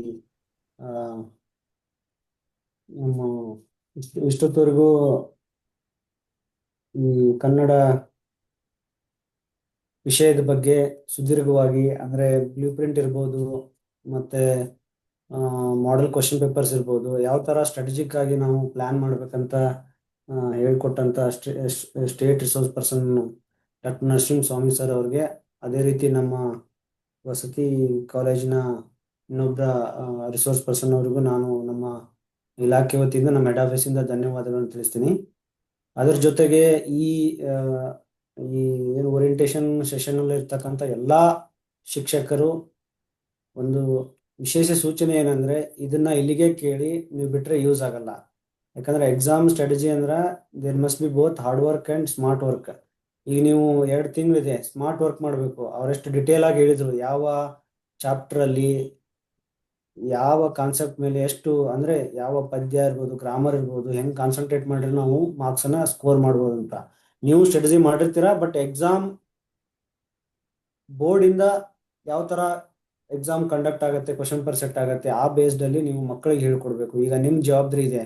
ಸೊ ಅದಕ್ಕಾಗಿ ಇದನ್ನೆಲ್ಲ ನೋಟ್ ಮಾಡ್ಕೊಂಡು ಅವರು ಹೇಳಿದಂಗೆ ವೆಬ್ಸೈಟ್ ಇಂದ 3 ಮಾಡೆಲ್ ಕ್ವಶನ್ ಪೇಪರ್ ಡೌನ್ಲೋಡ್ ಮಾಡಿ ಅದರಿಂದ ಪ್ರಾಕ್ಟೀಸ್ ಮಾಡಿ, ನಮ್ಮ ಕ್ರೈಸ್ಟ್ ಟೆಸ್ಟ್ ಪ್ರಾಕ್ಟೀಸ್ ಮಾಡಿ, ಮತ್ತೆ ಅವರು ಪ್ರಿಪರೇಟರಿ ಎಕ್ಸಾಮ್ಸ್ ಅನ್ನ ಪ್ರಾಕ್ಟೀಸ್ ಮಾಡಿಸಿ, ಒಟ್ಟಿನಲ್ಲಿ ಕನ್ನಡ ಸಬ್ಜೆಕ್ಟ್ ಅಲ್ಲಿ ಯಾರು ಫೇಲ್ ಆಗಬಾರ್ದು. ನಂಬರ್ 1. ನಂಬರ್ 2, ಪ್ರತಿಯೊಬ್ಬ ವಿದ್ಯಾರ್ಥಿನೂ ಇದು 85% ಎಬೋ ಸ್ಕೋರ್ ಮಾಡಬೇಕು. 100ಕ್ಕೆ 85 ಮಾರ್ಕ್ಸ್ಗಿಂತ ಜಾಸ್ತಿ ತಗೋಬೇಕು ಕನ್ನಡದಲ್ಲಿ. ಯಾಕಂದ್ರೆ ಅದು ಮಾತೃಭಾಷೆ ಇದೆ, ನಮ್ಮ ನಾಡ ಭಾಷೆ. ಸೊ ಅದರಲ್ಲಿ ಆಮೇಲೆ SLC ಇಂದನೂ ವಿದ್ಯಾರ್ಥಿಗಳು ಓದ್ಕೊಂಡು ಬಂದಿರ್ತಾರೆ, ಏನಷ್ಟು ಡಿಫಿಕಲ್ಟು ಇಲ್ಲ. ಸೊ ಸ್ವಲ್ಪ ಹಳೆಗನ್ನಡ, ಹೊಸಗನ್ನಡ ಎಲ್ಲ ಇದೆ. ಸೊ ಪ್ರಾಕ್ಟೀಸ್ ಮಾಡಿ, ಒಟ್ಟಿನಲ್ಲಿ ಎಲ್ಲರೂ ಕಾರ್ಯೋನ್ಮುಖರಾಗಿ ತಮ್ಮ ಎಫರ್ಟ್ ಅನ್ನ ಇನ್ನು 2 ತಿಂಗಳಲ್ಲಿ ಚೆನ್ನಾಗಿ ಎಫರ್ಟ್ ಹಾಕಿದ್ರೆ ಒಂದು ಒಳ್ಳೆ ರಿಸಲ್ಟ್ ಬರುತ್ತೆ. ಒಂದು ಶಾಲೆಗೆ ಹೆಸರು ಬರುತ್ತೆ, ವಿದ್ಯಾರ್ಥಿಗಳ ಹೆಸರು ಬರುತ್ತೆ, ವಿದ್ಯಾರ್ಥಿಗಳ ತಂದೆ ತಾಯಿಗೆ ಹೆಸರು ಬರುತ್ತೆ, ನಮ್ಮ ಇಲಾಖೆಗೆ ಹೆಸರು ಬರುತ್ತೆ, ಸರ್ಕಾರಕ್ಕೆ ಹೆಸರು ಬರುತ್ತೆ. ಆ ನಿಟ್ಟಿನಲ್ಲಿ ಎಲ್ಲರೂ ಕೆಲಸ ಮಾಡಿ ಅಂತ ತಿಳಿಸುತ್ತಾ ಮತ್ತೊಮ್ಮೆ ಎಲ್ಲರಿಗೂ ಧನ್ಯವಾದಗಳನ್ನು ತಿಳಿಸ್ತೀನಿ. ಈಗ ನಮ್ಮ ರಮಣನ್ ಸರ್ ಇದ್ದಾರೆ, ಅವರು ಮಾತಾಡ್ತಾರೆ.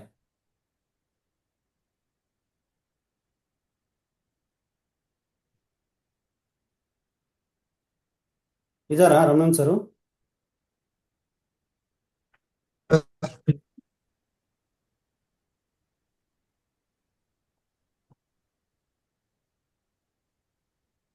ಇಲ್ಲ ಅನ್ಸುತ್ತೆ, ನೀವು ಇದ್ ಮಾಡಿ. ಲಕ್ಷ್ಮೀಪತಿ ವೋಟ್ ಆಫ್ ಥ್ಯಾಂಕ್ಸ್ ಹೇಳ್ಬಿಡಿ.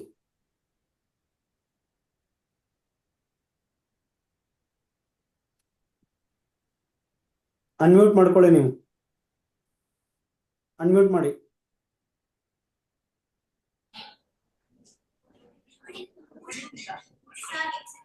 Good evening sir. ಎಸ್, ಕೇಳಿಸೋದಿಲ್ಲ. ಇದುವರೆಗೂ ಕನ್ನಡ ಓರಿಯೆಂಟೇಶನ್ ವಿಚಾರಕ್ಕೆ ಸಂಬಂಧಪಟ್ಟಂತೆ ನಮ್ಮ ಕೇಂದ್ರ ಕಚೇರಿಯ ವತಿಯಿಂದ ನಡೆಸಿಕೊಡ್ಲಾಗಿರ್ತಕ್ಕಂಥ ಈ ಒಂದು ಕಾರ್ಯಕ್ರಮದಲ್ಲಿ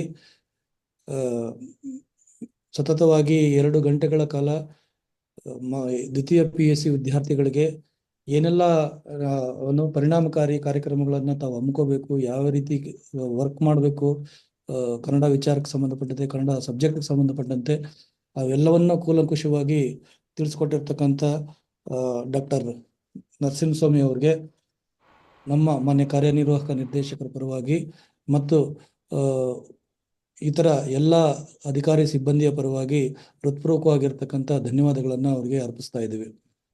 ಎರಡನೇದಾಗಿ ಇವರಿಗೆ ಸಹಕಾರ ಕೊಟ್ಟಂತಹ ನಮ್ಮ ಕ್ರೈಸ್ನ ವಸತಿ ಕಾಲೇಜಿನ ಉಪನ್ಯಾಸಕರಾಗಿರ್ತಕ್ಕಂಥ ಶ್ರೀಯುತ ರವೀಂದ್ರ ಅವ್ರಿಗೂ ಕೂಡ ಮಾನ್ಯ ಕಾರ್ಯನಿರ್ವಾಹಕ ನಿರ್ದೇಶಕರು ಮತ್ತು ಇತರ ಅಧಿಕಾರಿ ವೃಂದದ ಪರವಾಗಿ ಎಲ್ಲರಿಗೂ ಕೂಡ ಈ ಸಂದರ್ಭದಲ್ಲಿ ವಂದನೆಗಳನ್ನು ಸಲ್ಲಿಸ್ತಾ ಕಾರ್ಯಕ್ರಮದಲ್ಲಿ ಭಾಗವಹಿಸಿರ್ತಕ್ಕಂಥ ಎಲ್ಲರಿಗೂ ಕೂಡ ಈ ಸಂದರ್ಭದಲ್ಲಿ ವಂದನೆಗಳನ್ನು ಅರ್ಪಿಸಿ ಈ ಕಾರ್ಯಕ್ರಮವನ್ನು ಮುಗಿಸ್ತಾ ಇದ್ದೀವಿ.